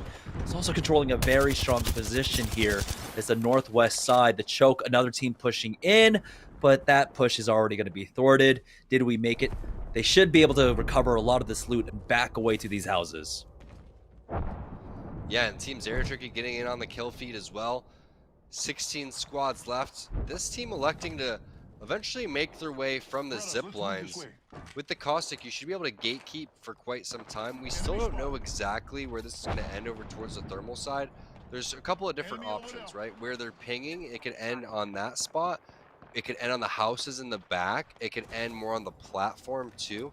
So we'll see as this one continues to get scanned by our recon players and figure out exactly what's going on. Meanwhile, Solafide rocking the bottom center position. It's going to be free smoke above them. Winners from the last game holding top center. Good spot to be, a lot of different options, but this team below them is going to be fairly annoying, and Muffins with the crypto drone is going to be a nuisance. Yeah, he was able to also get the ring for us as it does just go on over to right there in the center. And so it pulls away from the squads that were over to the southwest, and so they're not happy to see that once they get the ring information themselves. On board with Krabby Patty formula, as not having a mag on that R301 can be a nuisance, especially for Euban, who's been doing a lot of damage in these team fights. But Krabby Patty's formula, I feel like this is another team with a lot of potential. Their team fighting and their focus fire has been absolutely good. Cautious scan coming out from Euban here as they want to check on the other side of this wall, as it looks like they want to rotate this way. There's some information for them, but it's pretty old. And so we'll see exactly how they play this. Oh, on their flanks. Never mind. We just swapped over to SOB. They do have a team to their north right now. And so they're starting to try and cut them off. As you can see, they're making their way over towards the tracks. One spotted out. Onmu's got that longbow. Doesn't have a mag on it, but it's an arm shield that's going to take some damage. Onmu backs away. And it looks like they just want to try and gatekeep. They want the kills. They want to have a big game here, but they're just not fighting the fights quite yet. There's still a lot of teams alive here, Tom. Definitely, and SOB, one of those teams that are close to being towards your top 6, which is exactly where you want to be. ERG trying to make their way over towards Thermal too, and just stuff, again, such a tough rotation. This circle is brutal. I feel like this zone, if you don't rotate early, it's probably the most brutal in all of Apex, just because of how much terrain, open terrain especially, you have to make your way towards. So I think that these Bloodhound Gibraltar teams really start to excel if you're not over towards the middle. You start to fight on the outside here. You run into other teams that are weak on resources, and they find a team holding the fence. Using that dome is going to be nice, but it's only going to be temporary as they really are starting to add on to the pressure. Loose Moose adding some more over here as you are going to see a nice defensive bombardment coming out. Means they're going to have to use their own bubble, and now we're in a little standoff here. Both resources being used, a possible third party coming in, and the ERG's window closing shortly. Yeah, it's going to be difficult to hold this position as well without a Watson on your squad right now. But Loose Moose, they were getting pushed from the north side. They were able to deflect that, taking out Kubsky as we have Busby with that massive. Oh boy, he's dropped down to 1 HP, backing away, and he gets meleeed down by Rambo. But we'll see if they can recover Busby. He's on the wrong side of the boxes here, on the exposed side of the boxes. Looks like there might be a small pocket for them to work with. And so they survive that for now, but there is another team just ahead of them. But they will be able to fully recover. Vayne needs to heal up his armor. Busby needs to hit a full heal right now, the bat going down. But they survive for now. They're able to make that rotate out from the southwest side. 2 kills on board for them. And Loose Moose, you know, another team who have been putting up a lot of points, they need to put up 2 massive games in a row if they want to make it into the top 5. Yeah, and you can see they're looking to do so. They're adding pressure, they're adding pings. They're trying to find out exactly what's going on here over towards this toilet side so they can get the beacon scan. And what do you know? This one pulls all the way towards the east side. Not where we were expecting this one to go towards. You can see, did we make it over here in a tough spot? Soon he has to go and hit that phase and get out of dodge. Meanwhile, Bird, he's the one laying down the cover fire. You're going to see both knocks happening on the other side as Mollusk's going to find one and Muffin's going to find one as well. 6 ends up taking over the toilet bowl area where they did hit that scan. And now they can get a nice little third party over here for free as Vayne uses a nice portal and Q tactic to lay down some additional pressure. What a great job coming out from Vayne as well. You saw 6. He wanted the posture to try and push up to help him out, but he was able to hold his ground, did some damage, and just backed away with that Q.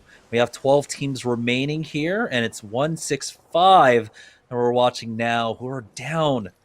Oh no, they don't have a maze, and this is one of those circles, again, where the Caustic could be super helpful. You have a team on top of Big Drill, you also have a team at the bottom of Drill as well. That Caustic can really help hinder their movement, but having him out of the game is going to really put a stop to them, as we're now on board with aim assist, not OP. They've got the Watson Jenny down. They're going to be able to survive a lot of the defensive bombardment. Nothing really happening up against them. They have the south side. They're back covered. They just need to watch ahead of them right now. Bambino! What? Musin just melts him down, and that is the power of the R301. He'll be able to get down, but here's the pressure coming out now as Rakanishu will be able to finish him off. And now it's going to be a 3v2. There's the port. Aim assist. Dracos will be the next to fall, and what do you know, it's gonna be E-Boy Ronnie once again left to his lonesome here. This is gonna be a difficult rat because we know there are a lot of teams still in the area for him. Take a look at that. You like that, mate. We'll be able to finish him off, and oh boy, they thought they had their northwest cleared, but you like that, mate, moving in very aggressively, and it looks like Ronnie finds the rat position. But like I said, a lot of teams still in the area, 2 just ahead of him right now. I have full confidence that Ronnie wins this every single time. I've never seen him lose these. It's actually better that his teammates died so he can just be solo, continue to get more points. I'm just kidding. But at least we got a good perspective of what happens when his teammates do go down. He's just on top of realizing that he can't take the fight. And a lot of times it's happening a little bit too fast, and other teams and players will try to overextend and try to help your teammates. That'll cost you. And every point really mattering here. So Ronnie doing the heads-up play, getting out of there. Not going to be able to recover those banners or get a respawn because of the fact that we're going into zone 4. But you like that, mate? Coming through here and trying to establish dominance on this northeast side of the map. It looks like there's not many teams over here, which I'm kind of surprised. I thought a team would be holding this platform, but instead, they're going to be able to grab a little corner, and they're also going to be able to spout out a team underneath the train tracks. You know, E-Boy Ronnie, you know, he's done a full certification course at the Imperial Howl School of Rats. But let's go ahead and talk about Zero Tricky, who are in the middle of a fight right now. Therapy is already down. Zolafide down a member. What? It's no time to be playing with your drone when you're getting pushed like that. And oh boy, that's going to be a cleanup coming out from Team Zera Tricky. It's E-Boy Ronnie now with the opportunity to move up, as that fight took some attention away from him. He's going to try and pick up some loot for himself. There's a red armor, but he's got to heal that one up. On board with You Like That Mate, who's controlling the eastern side. Currently, Matt Pickett able to finish off Moose and Flower with that Arc Star. Rakanishu also finishing off SOB.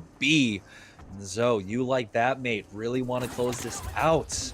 Want to make sure, of course, stay on top of the leaderboard. We have one more game after this. We're now down to 9 squads. Make that 8. And 21 players remaining. And this is a terrible circle, by the way, for anyone here on the West, Tom. I'm so shocked that the spot that You Like That Mate took was open because of the fact that it pulls right in front of them. This platform has so much cover, and all they have to do is walk up with a little Gibraltar bubble, and they're going to be in the zone, and everyone's going to be fighting as they rotate in. So keep a lookout on their positioning, and if they're able to capitalize on this great spot. But did we make it? Realizing now that they have a far way to go. They're going to have to deal with these teams on the left on the high ground. There's also teams underneath. Sometimes there's 2 teams underneath. And then you still have Pickett's team that's over there on the platform laying down cover too. So we'll see what the move is. Right now, did we make it? They did a decent job of like controlling their back, right? They put down the barrels over by the ropes, and they pushed forward with an aggressive bubble. Now they did a lot of damage. Was cracking the Evos, but now they're getting pushed from the right-hand side. Here comes the smoke. Here comes the ultimates, and they will easily clean that one up. As now they are in position here on the northern side. Again, of course, doing their due diligence, watching their back, checking every angle. Really good vigilance coming out from Did We Make It. This is a squad. This was the squad that we were talking about that had that excellent execute up against Matt Pickett's team a couple of weeks ago, and stole a victory away from them. Right now, though, this isn't about stealing the victory. It's about just completing it out. They have the high ground. They've got, of course, the caustic to work with. And we'll see if they can find some ultimate excels, maybe get GS Bird up, get that defensive bombardment down. This game's absolutely crazy, Jamerson, because I think we have a lot of our teams fending for one position. As Sung's going to get a knock right there. And I think that was onto one player from Free Smoke, if I'm not mistaken. No, that's a different player. Free Smoke, I think, is all alive. So that's going to be one player from Solifide. If we could scroll through the rest of the players and see exactly where they are going to be at. There's Free Smoke. Yes, that wasn't a player from Free Smoke. That was Lion staying alive, not hitting any cells. 2 rats, and then 2 teams in good positions. Oh, it's You Like That Mate on the low ground. And we'll see if they can finesse a win up against Did We Make It. We saw this matchup again. This time around, though, the calculations are a little bit harder. You have 2 rats on the field who can really affect the way this one ends. You can see, I don't know if that ring pulls away from the high ground, but that's some good damage coming across. The thermite connecting onto Rakanishu. He does have the gold armor, and so the cells are going to be enough for now. He doesn't have his defensive bombardment. Here comes the caustic gas. This time they used it already. Onto them. Oh, here's the drop with the port play as well. We'll see if they're trying to kidnap someone, abduct him. Stinny has to back away and pop that cell. And I like the timing out of it, right? It's not where you have no options. You still have 20 seconds. And so it was just a poking, prodding teleport. Really surprised to see Bird and Sung use the resources right there, especially Sung there, who's popping the ultimate excel, trying to get another caustic gas up immediately. That was their opportunity to really push these guys out. They missed the ult. Could have used it potentially behind these blue trucks, but they're just going to play the edge of the cliff, which is barely in, Jamerson. This is great news for Did We Make It. Hopefully the rats get spotted out and distracted by the other team, and they're going to be able to drop down here shortly and make the play that they want. They have the high ground. The ring will pull away from them. We'll see if they can get that caustic gas up, that Nox gas grenade. See exactly. Remember, we have one more rat in play here. They do have to worry about that. Might just be free damage for them. Here comes out a bubble. Took a lot of damage. Now we have Pride going down. It's going to be a full 3v3, but the damage, the health is in favor of Did We Make It. Bird gets the knock onto Rakanishu, and Matt Pickett's the only one left. And Did We Make It? You did. They take game number 4 and will propel themselves up the leaderboard. Huge game for them. They really needed that one. Free Smoke was there over the end, but it was just Lion. And we know you like that, mate, how well they've been doing in the overall standings and today in general. But that's huge for Did We Make It, depending on how many points they got. Again, we're looking over trying to get to that 96-point mark is where Frog is sitting. You got to try to overtake that and then pray that the rest pans out for you. You had Free Smoke sitting at 73. They were in the game, but Did We Make It was at 75 before that. Add the 12 placement points on top of whatever kills they got. They could be close to that 90-point mark. Yeah, remember, there are 2 leaderboards that we're looking at. Of course, the 5-game leaderboard for today's qualifier and the overall leaderboard across 4 qualifiers. And so every point matters. Now, let's go ahead and take a look at the leaderboard to see exactly what we got to work with. Did we make it? They're going to be able to post up 10 kill points along with the plus 12 from taking first. But you like that, mate. They're not going to be completely outdone here, as they got 8 kill points themselves with the plus 9 from second place. And so it's still a tight race right now between a lot of teams. I'm doing the math and I'm looking at Did We Make It being a couple points ahead Frog. They had before that 75 points. When you go and you add that up, you're going to go and have 10, 22. You're going to end up having 97 total. That's going to put them 1 ahead of Frog. Great job by them. Again, Frog didn't make it into the finals here, so they're praying that a team like Aim Assist is not OP comes in and has another lackluster performance here, only picking up, I think, 3 points in that game. So unless Aim Assist is not OP, gets last place with 0 points here, then they should be able to make it. Meanwhile, teams like Minions, Free Smoke, SOB trying to have a big game so they could pop up in the overall standings. So we'll have to see how the daily standings pan out when compared to the overall leaderboard. Yeah, we have huge shakeups coming out from overall leaderboard right here. Loose Moose, though, I love how they played this one out. They deflected so many team fights. This is kind of just flexes their veteranship in the scene, right? All these players have been grinding for so long. And I think with the leadership of 6, it's massive. But this fight here, only losing Busby, and I was surprised that they didn't get pushed off that knock. Another team, though, Aim Assist not OP. They ended up getting into this skirmish that they were not prepared for at all, Tom. Yeah, Bambino just dropped so fast, and when you're going against another very skilled team, especially like you like that, mate, they're going to add the pressure immediately. There's nothing you can do besides get out of there. That's exactly what E-Boy Ronnie does. Really heads up play for him. Again, they need to make sure that they're just minimizing damage here. If you have an early 50-50, don't take any risks. Maybe just split the loot, get out of there. They only need about 2 points to advance. Again, if another team goes and has a really big game behind them, that's going to be tough to swallow as well. So Free Smoke, right on their tail. Minions, right on their tail. A lot of teams here could pop up and take that final spot. And then keep in mind, in order to take that final spot, you need a team like you like that, mate, to win it so that they could go and secure a spot while opening up another one. Yeah, and you have to note that E-Boy Ronnie, we keep saying, E-Rat Ronnie or E-Boy Ratty, like, he's been doing a stellar job of, like you said, making the best out of a very shitty situation. Time and again, he's been able to rat out for his team and continue to get 1 or 2 extra placement points here or there. There you saw the team. He lost both of them when they were in 12th position, or when there were 12 squads left, and he ended up making into like the top 7. And so he does continue to add on. But this is, did we make it? We're seeing them getting to team fight after team fight. Their team fight looks great. Their end game looks great. They're now really bringing it together here in the final weeks of qualifiers to really show us everything that they've been able to prove across the last 4 weeks. And this is just an immaculate end game for them. Yeah, we're getting close to putting up the leaderboard, but I'm looking at the points that we have over towards the side. And Aim Assist is not OP, is 1 point behind Frog, which would be the qualifying spot over in 6th place if you like that, mate, ends up winning this one.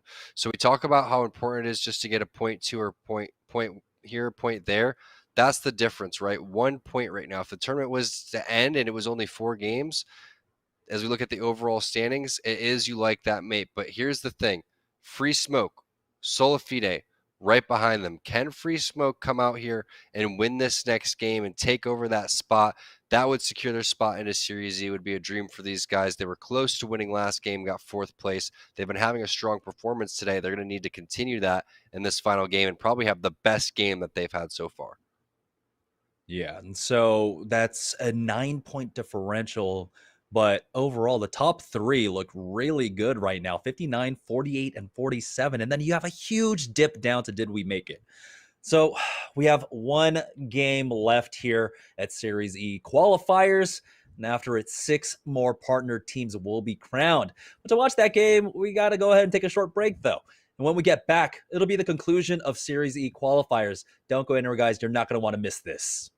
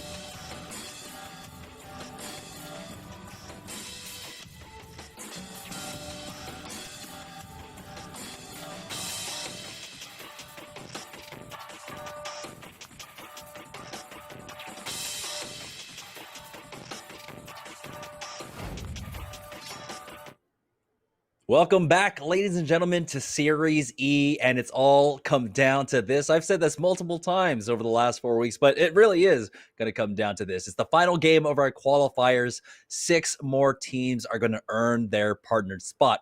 I'm Jamerson, of course. Joining me on this long journey, we've got Tom T Squared Taylor. And Tom, what a journey we've been on.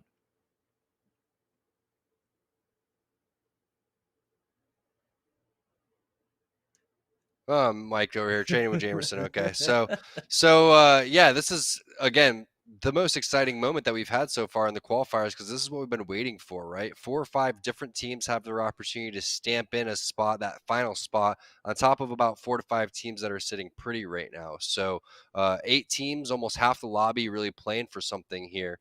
And it's going to be interesting to see who wants it more and who's going to be able to execute on the highest level, right? A team like Free Smoke, are they going to come out here and not win by points and have to win by stamping in through the victory here, the overall victory today?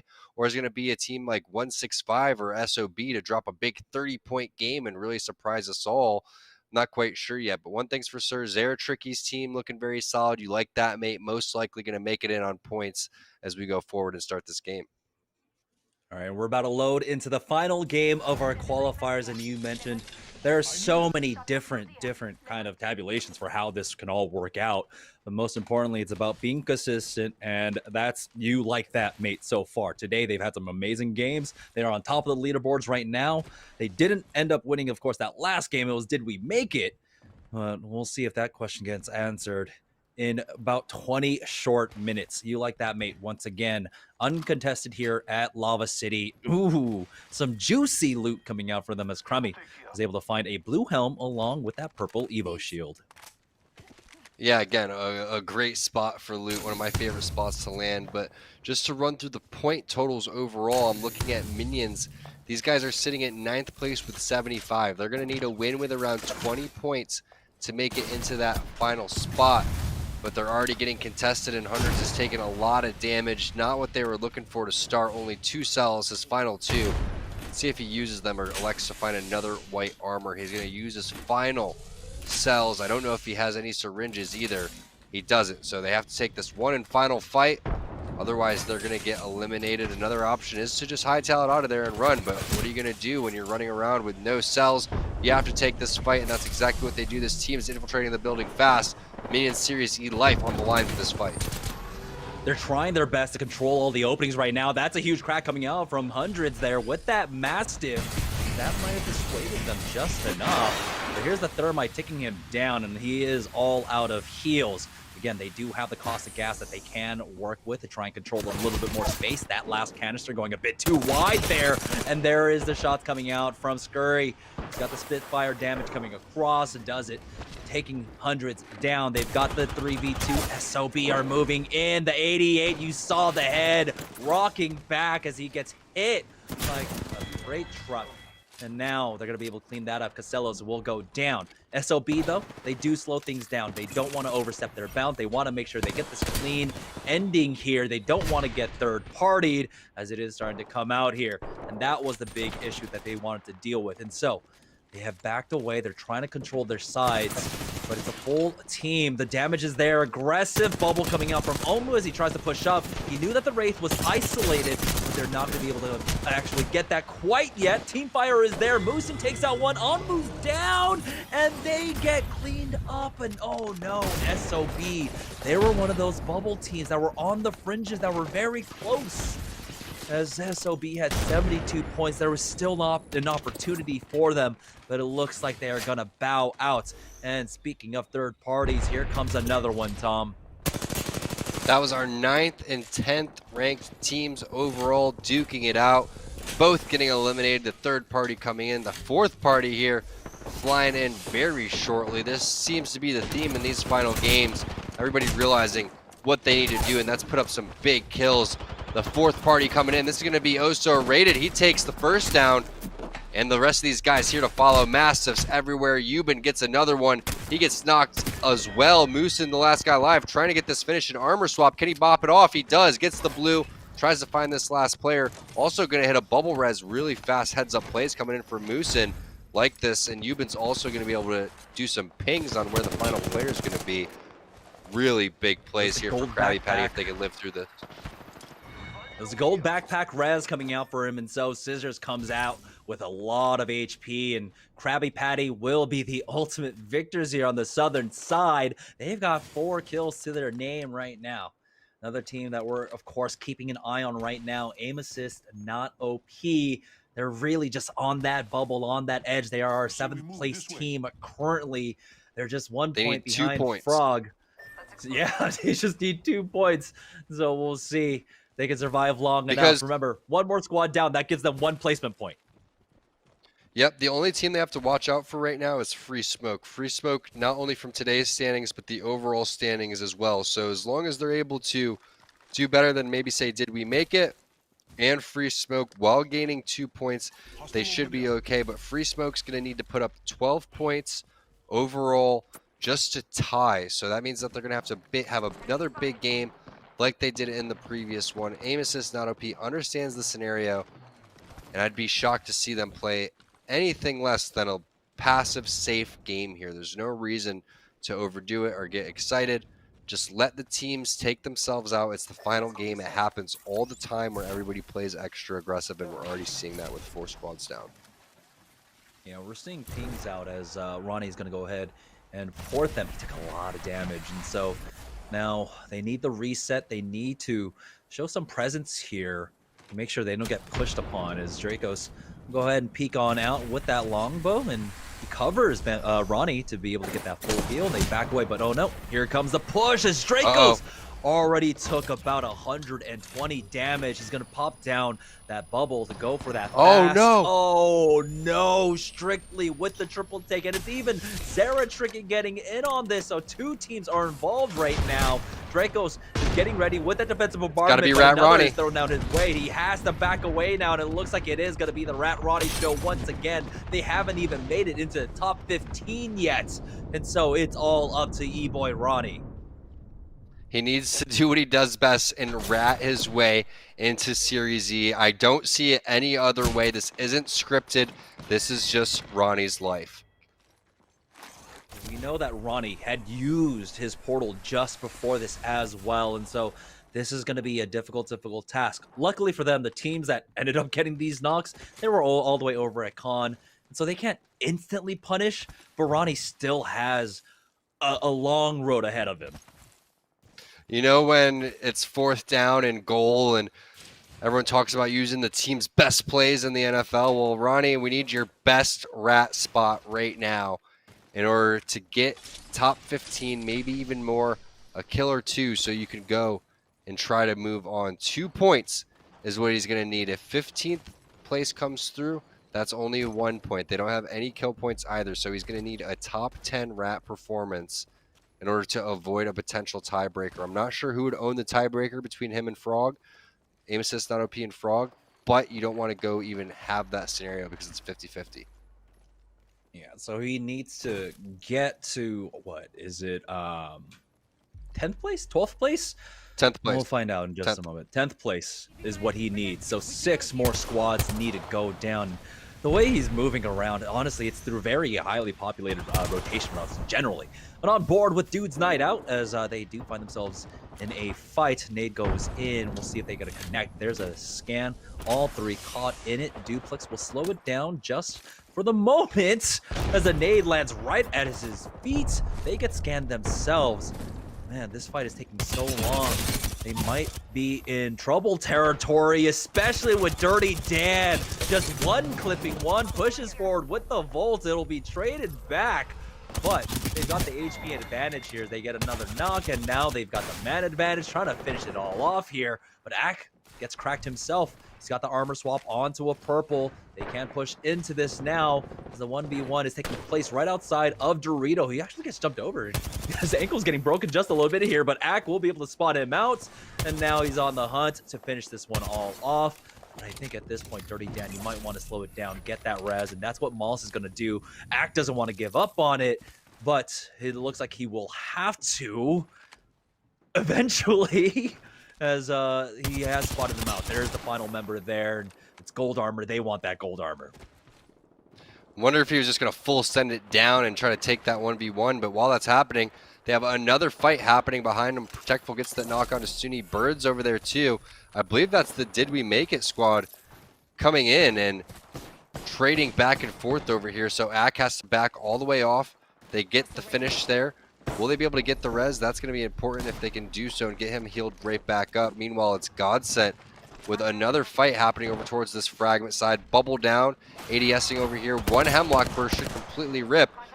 Does take a little bit of damage, but not as much as we were anticipating. A little bit of missed shots here, but the Hemlock is great for these little skirmishes here, especially if you're able to hit all the bursts. Switch on over to the Prowler, though. It's going to be mercy only from the Zeratricky squad. Zeratricky finds another knock, too. Godsent on their heels here with the last player alive. It's going to be Kupski now in a 2-on-1 situation, doing his best and doing a darn good job, but all players flying in have full armor, so not able to pull that one out, but a nice effort there for Godsent and Kupski.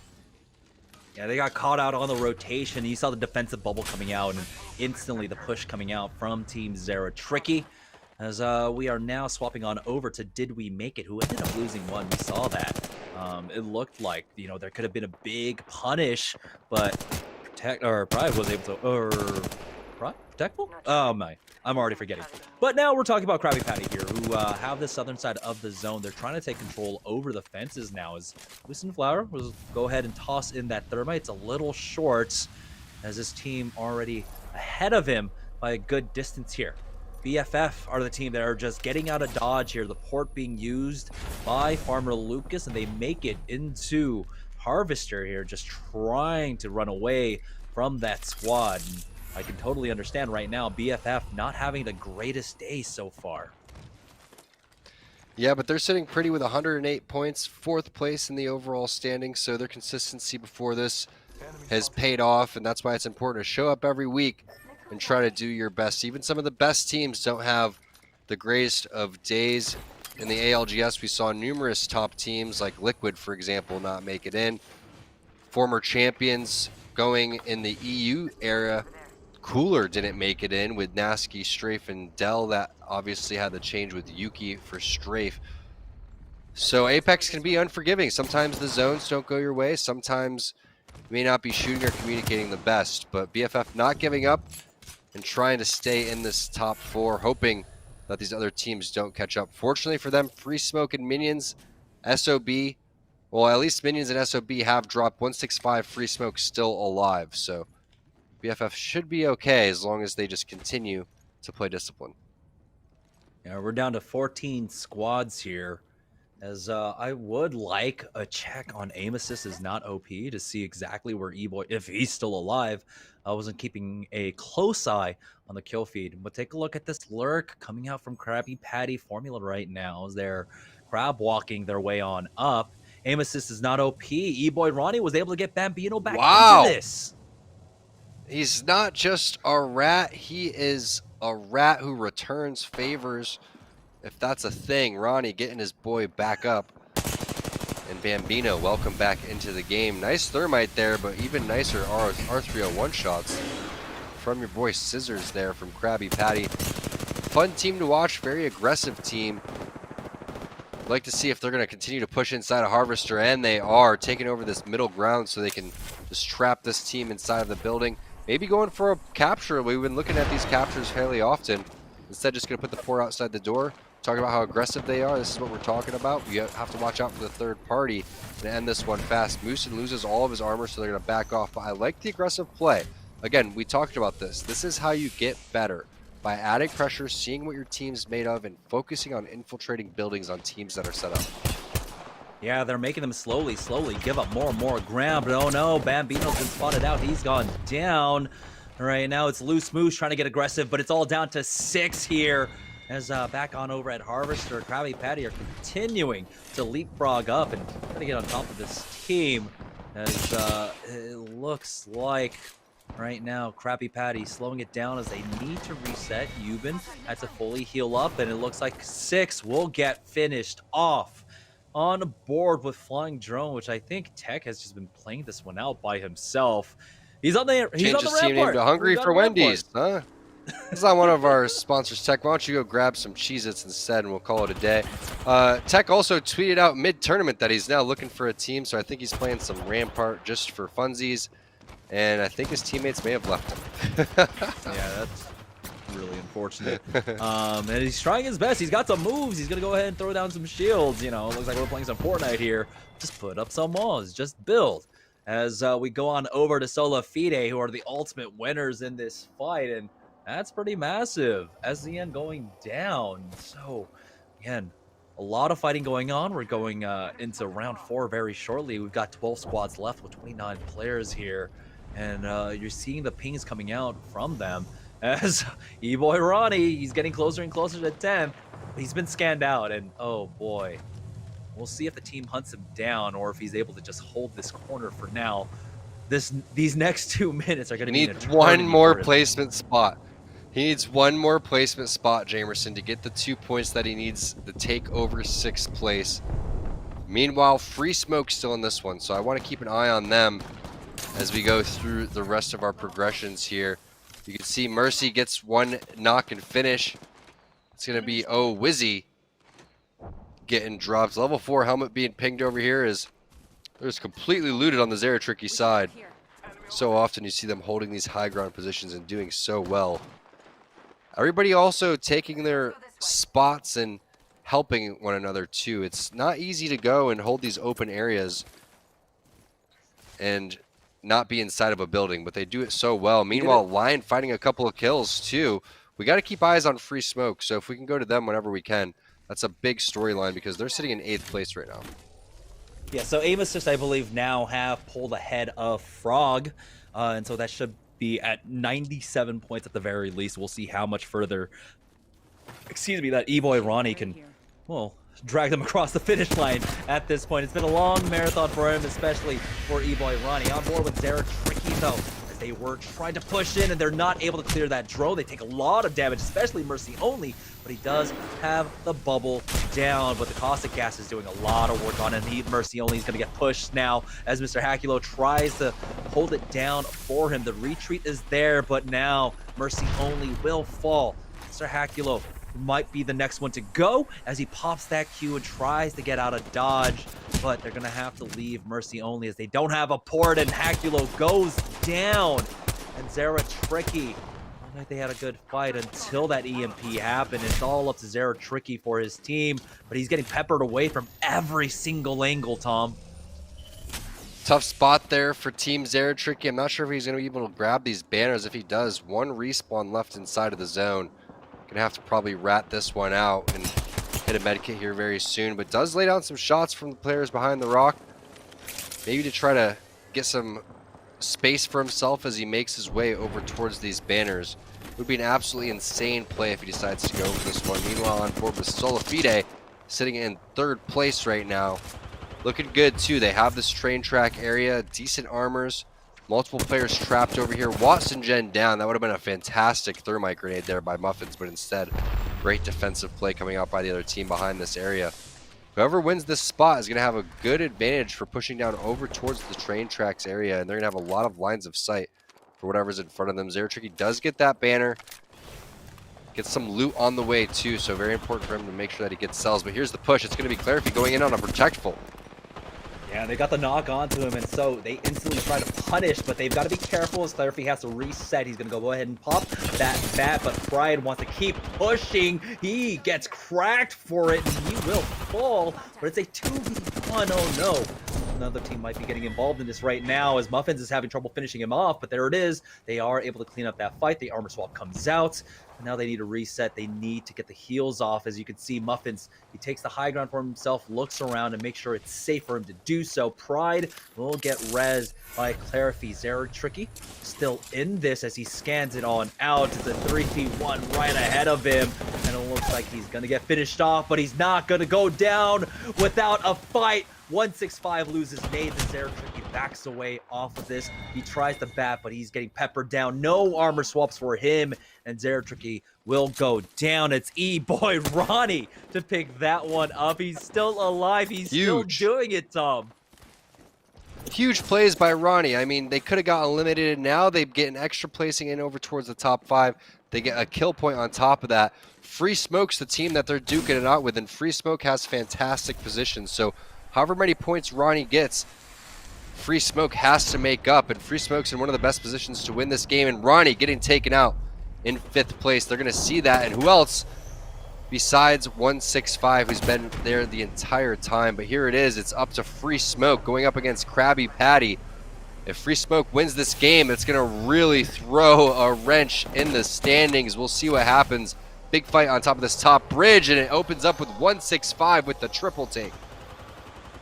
Oh boy, they took a lot of damage there. You've been going down through that caustic gas. They just tanked that up. Solo Fide's got this high ground right now, Tom, and they're doing a decent job of holding it. Muffins, he's in that drone right now as Clarify is going to go ahead and pop that ultimate excel for himself. They're going to have that Natty Gen to work with, as along with the nades that are coming out. They need to go ahead and pop this down, but instead they're going to hold off for now and just set up for the next fight instead. They're not under too much pressure. They've got cover to work with. We're down to 4 squads, and it's all 3-mans, and so it's going to be big battles here. So we've got another 45 seconds before this zone forces them to move. Big zone here, deciding who's going to move on to Series E. Is it going to be Free Smoke? Is it going to be aim assist is not OP? Solafide trying to have a say in this one as they have the full squad ready to go and hit this rotation. Amazing shots there onto the drone. You're going to be able to take that one, which means that the EMP not going to be available for the next 20 seconds as this one starts to close. But Muffins ready for his EMP instead. Going to put this one through the smoke. Get ready and hit this one, as you do have Clarify hitting that ult excel too. So they're in a great spot here to try to make some pressure. And there's the play coming up on top of this yellow platform. Clarify takes so much damage that he has to hit a battery. That could be Free Smoke up there. No, it's 165. So 165 getting down means that Free Smoke is somewhere waiting to third party this. And wow, what a way that Solafide do this as well. You saw 2 of them were just completely out of energy ammo, and so they had to push forward with the Mastiffs. Muffins was able to find 1 knock with it, and now we're down to the final 2 squads here. Krabby Patty on the low ground. We got Solafide on the high, as Pride is trying to buy some time for his squad to get those med kits off for them to make the drop here. They want to finish this one out. They were able to recover some energy ammo to work with, but I think it's going to just come down to the shotguns here. Here comes the Natty Heals, as Pride doesn't have any shields to work with, and so they're going to try and regen as they regroup here.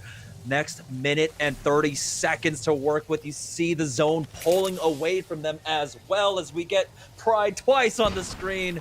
But it looks like Solafide, they might be able to take this. The ultimate excel. Muffins was popping it for a quick second there, so he might have the EMP ready for this fight.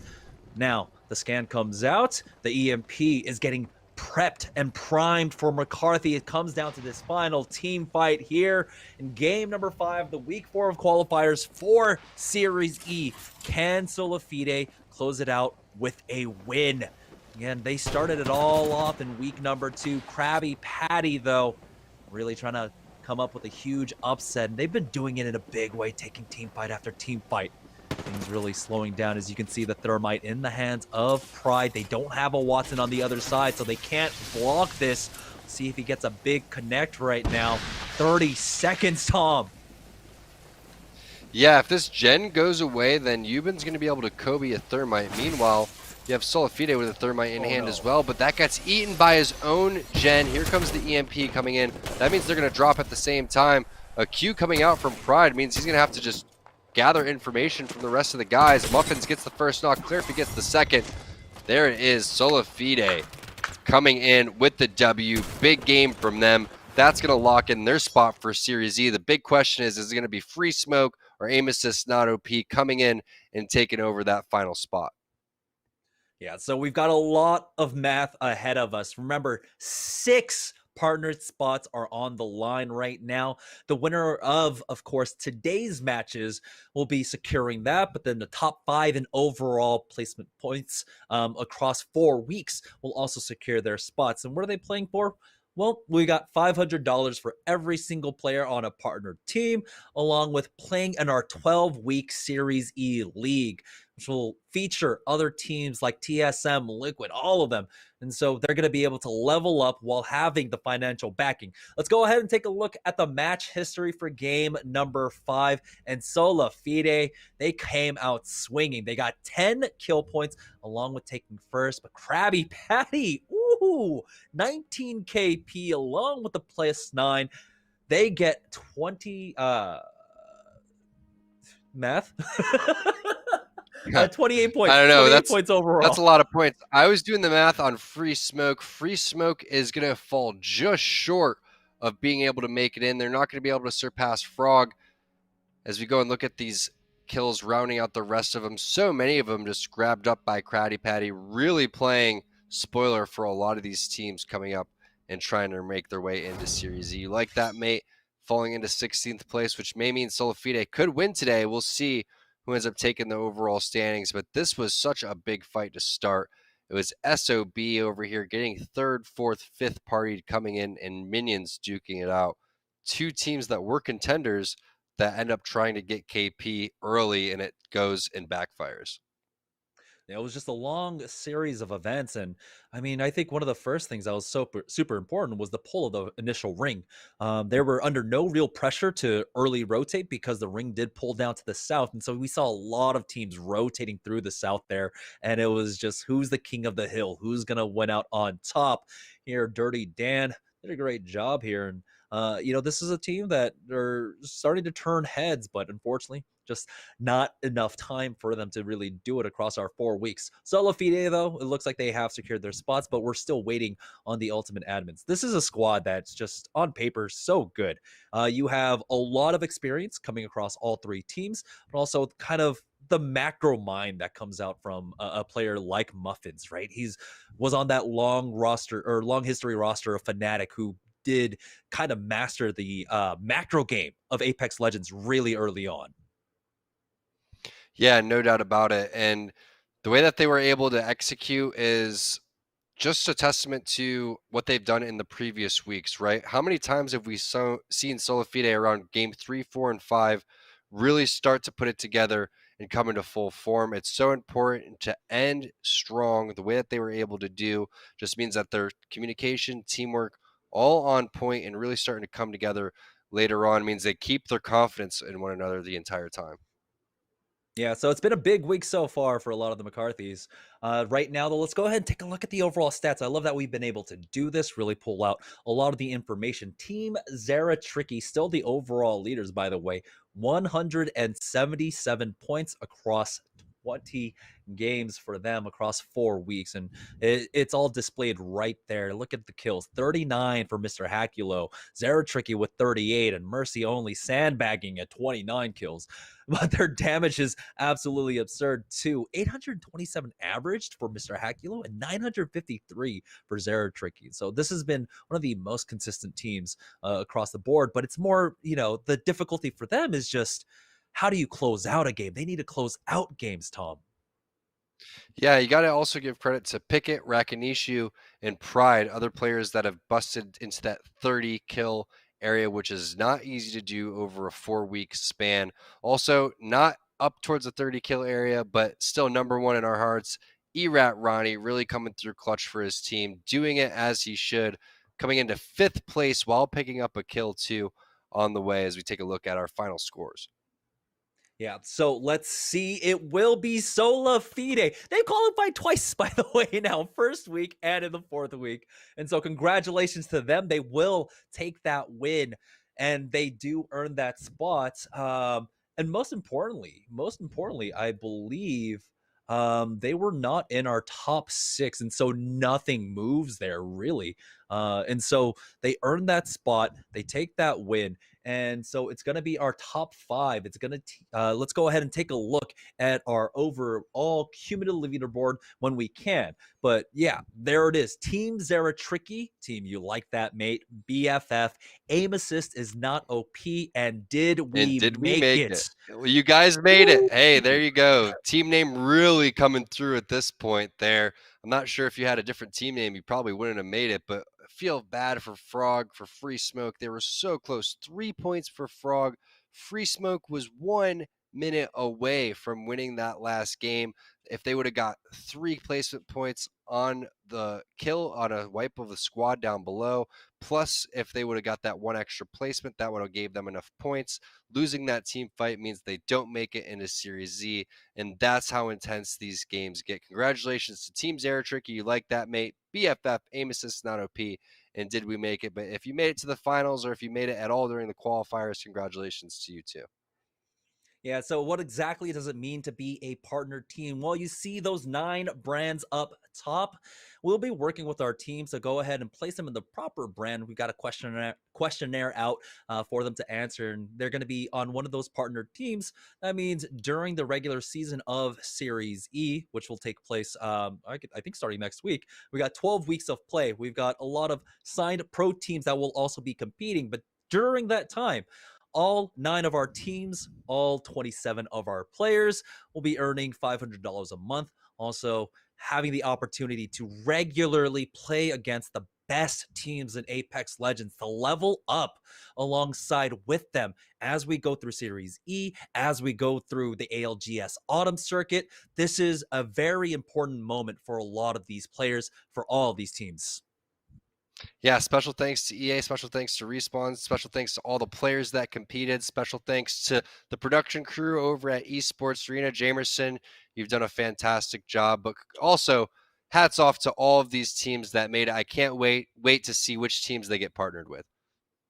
Yeah, it's going to be amazing. So make sure you're, of course, following all of our socials while we make the announcements as we partnered these teams, as we pair them off with the right brands. And so really exciting times ahead of us. We got a lot of Apex Legends coming up. We got some things also in the weekend that we're doing, Tom. So really excited for all the esports action that we've got here in the Apex Legends scene. And like you said, thank you, everyone. But most importantly, thank you all at home who have been tuning in, week out. We've got 12 more weeks of the regular season. And so we'll see you then. We'll see you guys next week. That's going to do it for us. Have a good night.